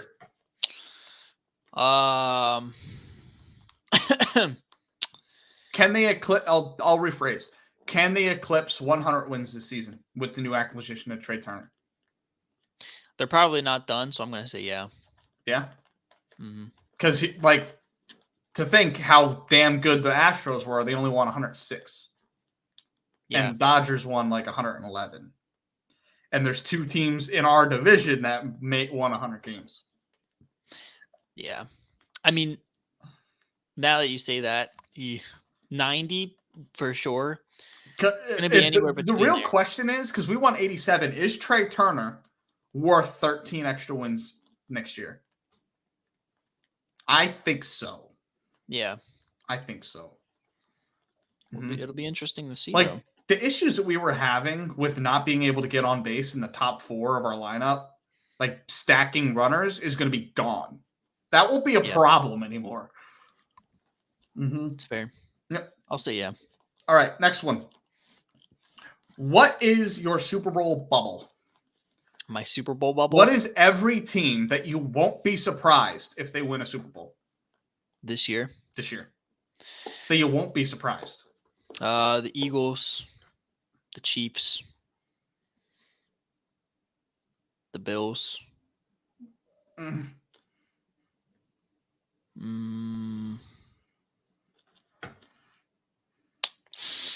Bengals. It's honestly about it, really. Really? Maybe the Vikings. I don't. If it's a maybe, then probably not. Yeah. That would probably be the only other team that I'd put on there. Yeah, they're on the outside. The 49ers for me are an unknown. I would if you asked me this a week ago, I probably would have put the Niners there. Yeah.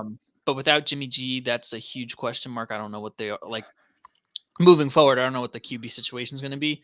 Yeah. So, I don't know. Dallas, I have not believed in my entire life, nor will I until they prove me wrong. Yeah. So if they actually do shit, I will be genuinely surprised. You'll be depressed, you mean? Yeah. And after that, forget about it. Okay. My Super Bowl bubble, Kansas City Chiefs, Cincinnati Bengals, Philadelphia Eagles, Minnesota Vikings, Dallas Cowboys. I didn't say the Bills. I know you didn't. Yeah. I wanted to make that known. For the same reasons that I didn't say the Dallas Cowboys. I understand. Kind of. Yeah. Kind of. I think Dallas is probably more consistent than Buffalo. Yeah. Just because, they win different ways. You know what I mean? They can win different ways. Like, we've seen Dak win games with 300 yards and 50 passing yards. Passing attempts. I don't think... Yeah. I just don't trust him in the playoffs. And until he proves me wrong, I'm going to continue to sit on this side of the room and be like, he cannot win you a playoff, go in a deep playoff run. He's won a playoff game before. Yeah. I'm so happy we're sitting here saying that Cincinnati Bengals are in that conversation because people are asleep still. Yeah. No, I mean, it was the same thing last year, and they're turning up the heat. It's December. Right where you want to peak as a football team. Yep. They just find ways to make that happen, and they have the experience now too. They made a Super Bowl run, didn't win. They were on a 4th and 1 that if Joe Burrow had an extra second to catch Jamar Chase burning Jalen Ramsey down the sideline, they'd have their first bowl. Yeah. That close, and their team's better. That close, yeah. Yeah, their team's better. Yeah. I wouldn't be surprised. Yep. And like I said a couple weeks ago, all this injury did for Jamar Chase is get him rest for the playoffs. Yep. All right. Opinions on Mike White? I really don't care, honestly. I don't mean to, what do you hate. Think? Is this kind of like he might be better than Zach Wilson, but he's just not playing because he's 5th round pick? Or is this just nostalgia because he had one big game? I don't know what it is. I don't know how to it's because he's not a high draft pick, and you've seen 1.5 big games from him. Yeah. So it's still okay, but can he do it for an entire season? Can he be the guy to get you to the playoffs and do all the things that you want to do as a football team? Here's my thing with him. I think he can. I think he can sustain a full season if he's getting the starter reps the whole season. Yeah, that's what I'm saying. You know what I mean? Like you don't know that until he gets the starter reps for the season. You know what I mean? Yeah, and like the starter reps even in training camp, like you're the playbook guy. We build plays around you, not around the starter, and you bake into that. Like I really don't know how to feel.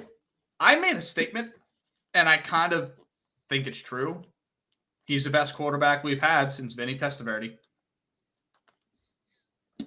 I think he's a better quarterback than Mark Sanchez. Mark Sanchez, I'm sorry, was not winning us games. Chad Pennington. Chad Pennington after Testaverde? Yeah. Or was he before? He was? Okay, exactly. Since Chad Pennington. I didn't know which one came first. Mm-hmm. You sleep. Yeah. Yeah, I am sleep, bro. You think I'm watching film from the Jets back? I'm watching the Jets history? You think I want to go through that? Why can't you? You think I want to sit here with Tish? You've at least had players, bro. We've had nothing. We've had everybody else's sloppy seconds. LaDainian Tomlinson, Curtis Martin, like everybody. Brett Favre. And everyone, Mike Vick. Tim Tebow. Le'Veon Bell. Yeah, like we've either had everybody's sloppy seconds or we've had superstars for their rookie contract, and that's it. Keyshawn Johnson, Jamal Adams. Like, yeah. I mean, the Jamal Adams trade's looking kind of good right now, but yeah, but still. Mm-hmm. But I don't know. Like, I think you got to give him another year to kind of like make that judgment. If that's the direction you want to go, I don't know if that's the direction they want to go. Just because they wasted a number 2 overall pick on Zach Wilson. So it's like the Carson here's my thing, though. If Mike White works out, what does it matter? Right. You know what I mean? What does it matter? Because you could have easily swapped them, took Mike White in the second pick, and then had your shitty quarterback in the 5th round. You know what I mean? Yeah. So I think here's something I just thought of. What if Mike White pulls a Nick Foles? What if? Because we have a championship defense. Bro, you are breathing some severe hopium. Well, wasn't it severe hopium during the underdog run for the Eagles? No. Yeah. Not for me, at least. I think roster-wise they're comparable. I think roster-wise they're comparable. To the Jets? Yeah. I mean, the only thing that I'd say the unit was absolutely better was offensive line. I think the names for the Eagles were better, like on defense. But I mean, you look at, dude, Sauce. Our defensive fronts are really damn good. Like Quentin Williams, John Franklin Myers, Carl Lawson. Like these are all dogs. Like dogs. Yeah. Our offensive weapons aren't a huge drop off. I think we have more weapon depth. You had more weapon top talent. Yeah. Like, I think the rosters are comparable. And, like, I'm sorry, and I know you don't want to hear this. I hope you agree. Nick Foles isn't a good quarterback. He had a magical Cinderella run. 2 magical Cinderella runs with the Eagles.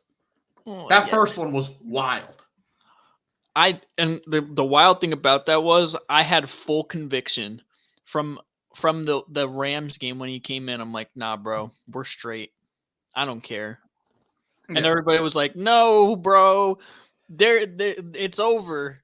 They're writing them off. But guess what? I ain't right back. and I got this to show for it. When I say first run, I mean the one like his first stint with the Eagles. Where he threw for like 30 touchdowns. He stepped in for Vic when he got hurt.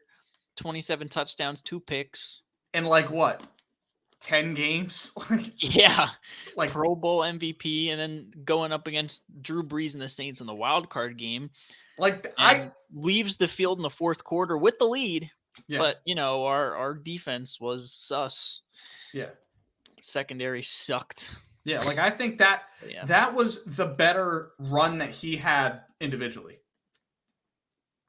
The 2017-18 run, I'd say so, yeah. No, I meant like the one that he didn't win the Super Bowl. Individual run. Individually, yeah, probably. But Mm-hmm. I think the second time around was more impressive. I mean, because and the story's kind of the same with Mike White too. Like a guy that everyone rallies around, and like you're like with Carson Wentz and Nick Foles, like your starter, like there's issues in the locker room, like you're not sure about him, like team wise, and the guy that everybody but the loves. thing about that is Zach Wilson is not in anywhere close to like MVP conversation and playing that way. I'm not saying that at all. Ain't Not no saying way. I just mean like the storyline of it's similar. Yeah, no, I Like- get it. It is kind of similar, just different context, different situations. We're going to the bowl. We're going to the bowl. I don't know about all that, bro. Mike White, Super Bowl MVP. I don't know about that, bro. He got to get through Jalen Hurts first. No, he's got to get through Dak Prescott. He's got to get through two of the best quarterbacks in the NFL, Patrick Mahomes and Jalen Hurts. Next question. All right, next question. What is Trevor Lawrence's ceiling? His ceiling? A playoff win. No, I mean for his career. What do you think? What do you think is his best case scenario for his career? 2 deep playoff runs that get ended either in the divisional or conference championship. Well, no, I don't even mean that. I mean like how many Super Bowls? Is he a Hall of Famer? Is he a perennial Pro Bowler? Is he a perennial All-Pro? Like, possibly.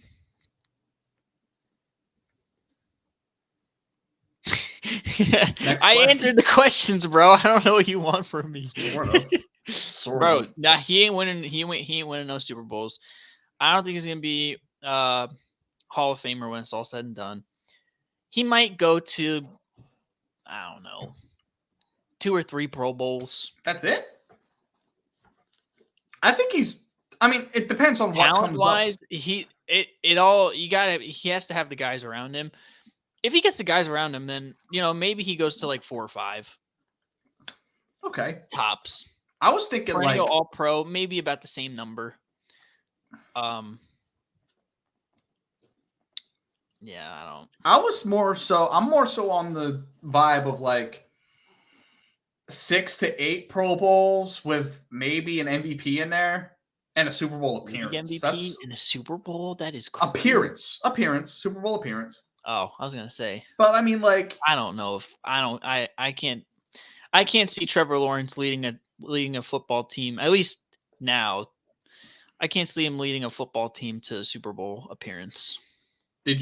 Who's better, Trevor Lawrence or Jimmy G? Talent. Talent. That's not a hard question, bro. Talent-wise, I guess Trevor Lawrence. All right. I see the narrative that you're playing here. Since Jimmy G's the less talented guy and led a team to a Super Bowl, there's no way that Trevor Lawrence can't do the same. But who's more talented, Trevor Lawrence or Deshaun Watson? Deshaun Watson. He hasn't even sniffed close to a Super Bowl. He's 25. He's been in the league for how long, though, bro? He's almost got as many civil lawsuits as he does his age.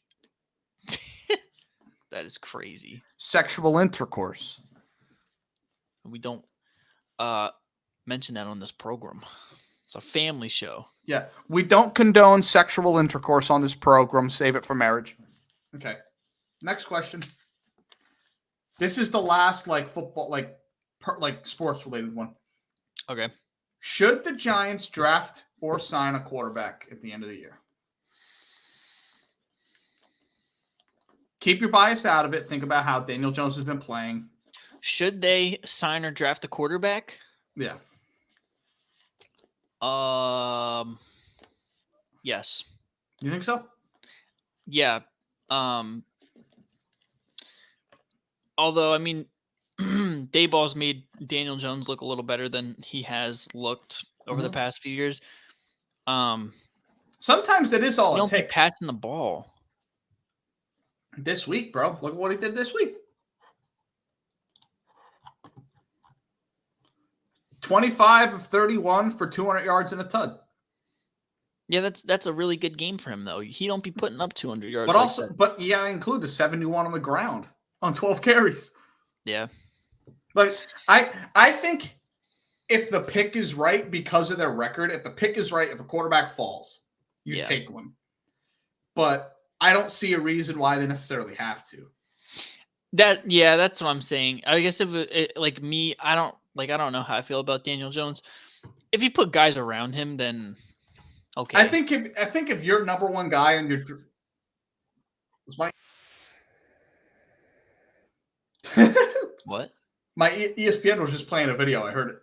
But no, I think if their number one quarterback on their draft board falls to their spot, they should take him. But like, I feel like there's no rush to reach for somebody or like even trade up. You know what I mean? And like the quarterbacks are going to be on the market. Like you got to think like Jimmy G is a better quarterback than Daniel Jones, but the weapon drop off is significant in New York. Yeah. You know what I mean? So production's already going to come down a little bit. I don't see why, unless it's a perfect situation, they move off him. Yeah. We can get into it at the end of the year if they should resign him. Yeah. Because it's tough. Like, he's played great for his standards this season. You know what I mean? He's done everything they asked him to. He's won close games. Like, you know what I'm saying? Yeah. And Saquon's fallen off the last few weeks, and they're still 7-4-1. Yeah, 7-4-1. Yeah. So like, I don't know. That's a tough. I think that's like the toughest decision next to Washington, really. Like, I mean, do you go with Taylor Heineke, who wins you football games, or do you draft somebody? Because I feel like Taylor Heineke, he doesn't get much better. Yeah, no, I agree. You know what I mean? I agree. And I feel like in this There's only so much you can do when you pop a couple Zins in you. Yeah. All right.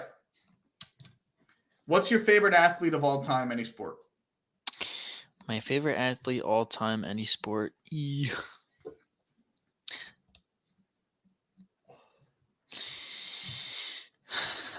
I'm probably gonna go with my NASCAR bias and say Tony Stewart, just because I grew up a avid Tony Stewart fan. Really, over an Eagles player? Yeah. Well, wow. NASCAR's been my that's just because NASCAR is like my first love. Racing is my first love. Wow. And you know what I mean. But if I had to pick, I guess if I had to pick an Eagles player. No. If that's your guy, that's your guy. I ain't hating on it. I'm just surprised. That's my guy. Yeah. Mm-hmm. I guess an Eagles guy would probably be Nick Foles, but no, I was more attached to Tony Stewart back in the day. When he retired, I don't have a driver now, so mine's gonna surprise you. I have two, but my number one is Sean Taylor. Yeah. It's kind of like my favorite basketball player ever, Steph Curry. I think it's kind of obvious. But mine's Kobe. Like, I fell in love with basketball because the first game I ever watched was Sweet 16 round Davidson. First basketball game. Before I watched an NBA game, I watched a college basketball game and Steph Curry was playing. That's how I became a Warriors fan. Mm-hmm. This is when he got drafted. Yeah. Mm-hmm. Yeah, so that's my Warriors fandom story. No one can call me a bandwagon. Bandwagon. Do I have any proof? No. But I hope, the internet will take me at face value on that. Probably not. They won't. No. They'll be like, you're capping out your ass. You see what you're wearing right now? A bunch of that. Yeah. Cap. Warriors. Next question. Well, no, but my other guy is Jason Worth. I don't know who that is. Left fielder for the Phillies in 08, 09, 2010. Makes sense. Mm-hmm. He was one of my favorite players to watch because I played a lot of left field in baseball. And I used to I don't know if did you ever play baseball growing up? No. Well, a lot of kids like in baseball, like they would model like their stances at the plate after players. And I used to model like, you see some players that like tap the bat, or like you see Bryce Harper do the 2 fingers in the line and rub his hands together. Like Jason, I used to copy exactly what Jason Worth used to do when I was a little kid. Mm-hmm. Like all over the field, whether it was batting, fielding. Yeah. Mm-hmm.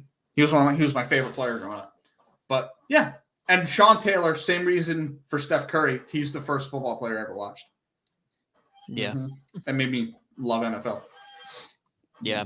Like every year when his passing date comes by, I rewatch his football life. Yeah. Mm-hmm. I guess that's kind of the same reason how I fell to be an Eagles fan, because McNabb was the first Eagle that I watched.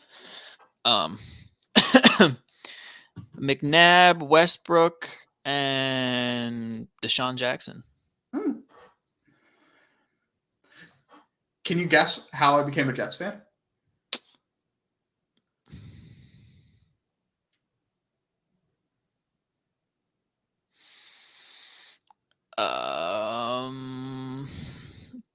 Was it the year that they went to the AFC Championship game? No. No. No clue. Okay, so when I became a Jets fan, I've never watched a game of football. Mm-hmm. So this is 5th grade. Okay. I was there at the end of the year. Before that, this is before I moved to Pleasant Valley. Okay. This is when I was like bouncing around schools every couple months. Oh. Because my dad, man whore. Hope you're watching. Sheesh. But, yeah. On this program is crazy. Yeah, I hope you're watching, ass. But hey, this is a family show. Yeah, exactly. Talk about family. Anyways, no, like we had this recess flag football like tournament, right? Mm-hmm. And it lasted pretty much the whole year. There were 8 teams, and they were all based off of NFL teams. And I was on the New York Jets, and the gym coach would play quarterback for both teams, right? Yeah. And it was just back and forth or whatever. And we ended up like winning like the tournament, I guess. And ever since then, I became a Jets fan. I'd never watched a Jets game. I've never watched a football game before then. Interesting. Mm-hmm. Yeah, that's how I became a Jets fan. Too I regret it heavily. I wish I could switch up, but I won't. Yeah. I too played in a flag football league in like middle school, and we were the Jets. Were you actually? We were, yeah. That's insane, bro. I know. We won. That's cool. We won the Super Bowl too. That's insane. Yeah. Oh, they won. They won. Yep. They won, bro. That's dope. All right. And I want you to answer this. You need to answer this. Did you hear me? What? I said I was the Eagles and the Jets. Oh, okay. You need to answer this question. Okay? Because you always be jipping out on me. Answer this question. Celebrity crush. This guy. Answer the question. Bro, I don't have one. I respect you so much for never responding to anything I say when it comes to females at all. Look, my girlfriend is a celebrity in my eyes. That's Jesus Christ. She's my celebrity, bro. Listen, I love it. I respect it. You're lying in my face right now on camera. I respect you and I love you for it. I love you for it. You're lying in my face right now. You're lying to the whole internet. You're lying to the internet. So much. Next question. No, answer the question. Bro, I answered the question. Next question. No, you didn't. You said, who's my celebrity crush? I said, my girlfriend. She's my celebrity, and she's my crush. No. She's a celeb in my eyes. She's a celebrity at her school. She's involved in like mad shit. Listen, a lot of this people ain't know me her. trying to get in trouble. Get you in trouble. You know what I mean? I'm sure she's got a celebrity crush. Me. Oh, yeah. Yeah. Yeah. Sure. I don't know, bro. There's not, you can't tell me like there's not even like an artist that's a girl that sucks, but you listen to her because she's hot. Like you cannot tell. I don't listen to any female musician. Ariana Grande. No. Ari, if you're watching this, I love you. I guess. Yo, you're waiting for it too. I see you. You're crazy. I guess if I had to like hypothetically name one, I guess Jenna Bandy, just because she like she does the sports, and she's not that bad looking of a female. He's doing the verifications. I respect it. I respect That's a hypothetical, but my true celebrity crush is my girlfriend. She's blink a celebrity. Twice if She's my blink crush. twice for Malika Andrews. Blink twice. All right. All right. I'll take one. I'll take one. Because I was trying not to blink, bro. Oh. Blink twice for Taylor Rooks. No, bro. No, Malika Andrews. I just think it's crazy because like she does interviews with like NBA players and they say the wildest shit. Jordan Poole, the baddie killer.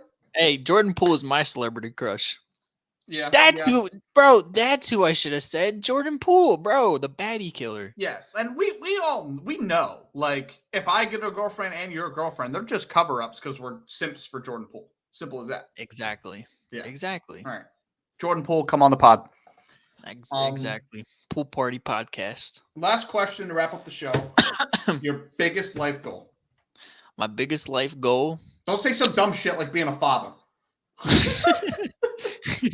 I don't know if that's a goal, bro. Financial freedom, I guess. Just the ability to like do whatever I want to do, like whenever, and not have to worry about the numbers. Okay. What would you be doing to get there? College. What I'm doing right now.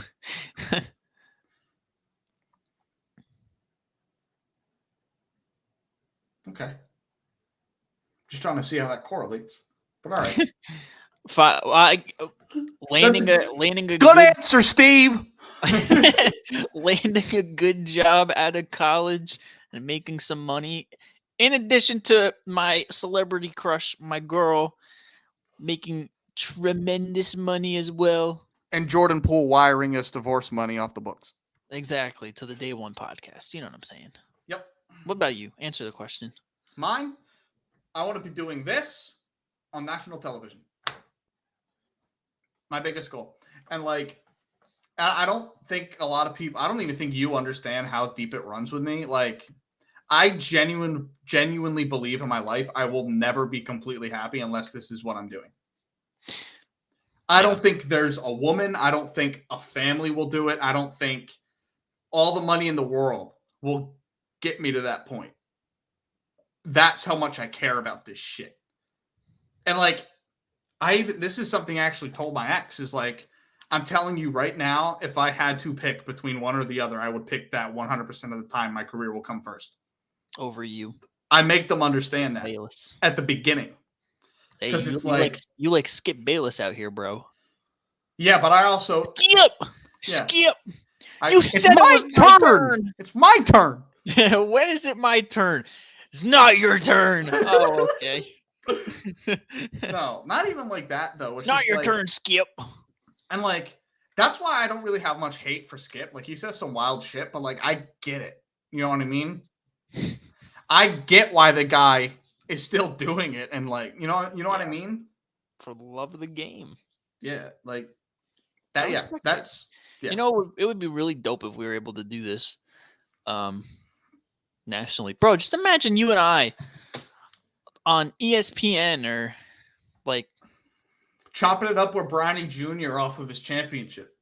Yeah, asking him some dumb shit like, how do you feel after winning the championship? Let's get into the real questions. How was your experience hanging out with Aiden Ross and the FaZe Clan? How was your experience when Aaron Rodgers took you on an ayahuasca trip? Yeah. What contents are in Aaron Rodgers' medicine cabinet?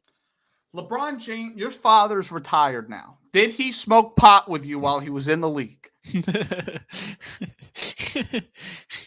Did he give you PEDs? What? Was he facilitating Chris Paul in the Kardashian house? Oh my god. The real questions that have to be answered. Yeah. Yeah. Mm-hmm. Do you think Jordan Poole is the GOAT after his 8th championship final? No. But like, do you think the repercussions of your prom picture with a white woman still hold true today? Yeah. Yep. Nah, dude. Like, considering the Dr. Umar mm-hmm. Theory. No. And like, I want to, and if this is something that I do, like, even if it's not national TV, I'd honestly prefer if it's not, because it's like, I don't want to be scripted. Mm-hmm. You know what I mean? And not everything needs to be a debate. Like, I want to appreciate players for where they are, who they are, and what they've done, rather than shit on them until they retire and then decide if they're a Hall of Famer. Like, yeah. You know what I mean? I I don't want to be that guy. I don't want to be Undisputed or First Things First or The Herd or Get Up or The Jump or fucking any of that. I don't want that. First Take. I don't want to be that crap. You know what I mean? You want to be the Day One podcast. Yeah. You know what I mean? You know what it is. Like when we bring in a player to do a pod, I want him to be chopping it up with us. I don't want him to be scripted and feel like he's, you know what I mean, in the media. You know what I mean? Yeah. I want guys to let loose and talk about what they want to talk about. Give them a platform. Yeah. Like, what did you eat for breakfast today? Yeah. The hard-hitting questions, not like, yeah, what are your expectations for this upcoming season? Mm-hmm. What are your expectations for your next upcoming meal? What do you got planned for dinner? Can we get a bite? The hard-hitting questions. What's your family's biggest Christmas tradition? What does the holidays look like around Jordan Poole's house? Yeah. How many baddies are wrapped in a bow under the tree? How many baddies are in the pool on Christmas having a pool party? Well, wouldn't the pool be in them? Anyways. Hey, indoor pool, indoor swimming at the pool residence. Jordan Poole, get on the podcast. Yeah, bro. Jesus Christ. That's all I have, though. That's all you got? Mm-hmm. Yep. Good show. That's all I really got as well. Yeah, bro. Close it up, boy. Thank you all for listening to the Day One podcast. You know where to find us. I'll be posting on TikTok more. I'm lacking. Big time. Truth be told. Follow us at our personal Twitters at the Day One Pod. I'm your co-host Kyle. That's Anthony. I'll never get this right. You know, he went that way. one of the ways. Yeah, one of the ways. But no, this has been the Day One Pod. Tell a friend to tell a friend on a boat, on a bus, on a plane. Catch you on the next one. Take it easy, y'all. Peace.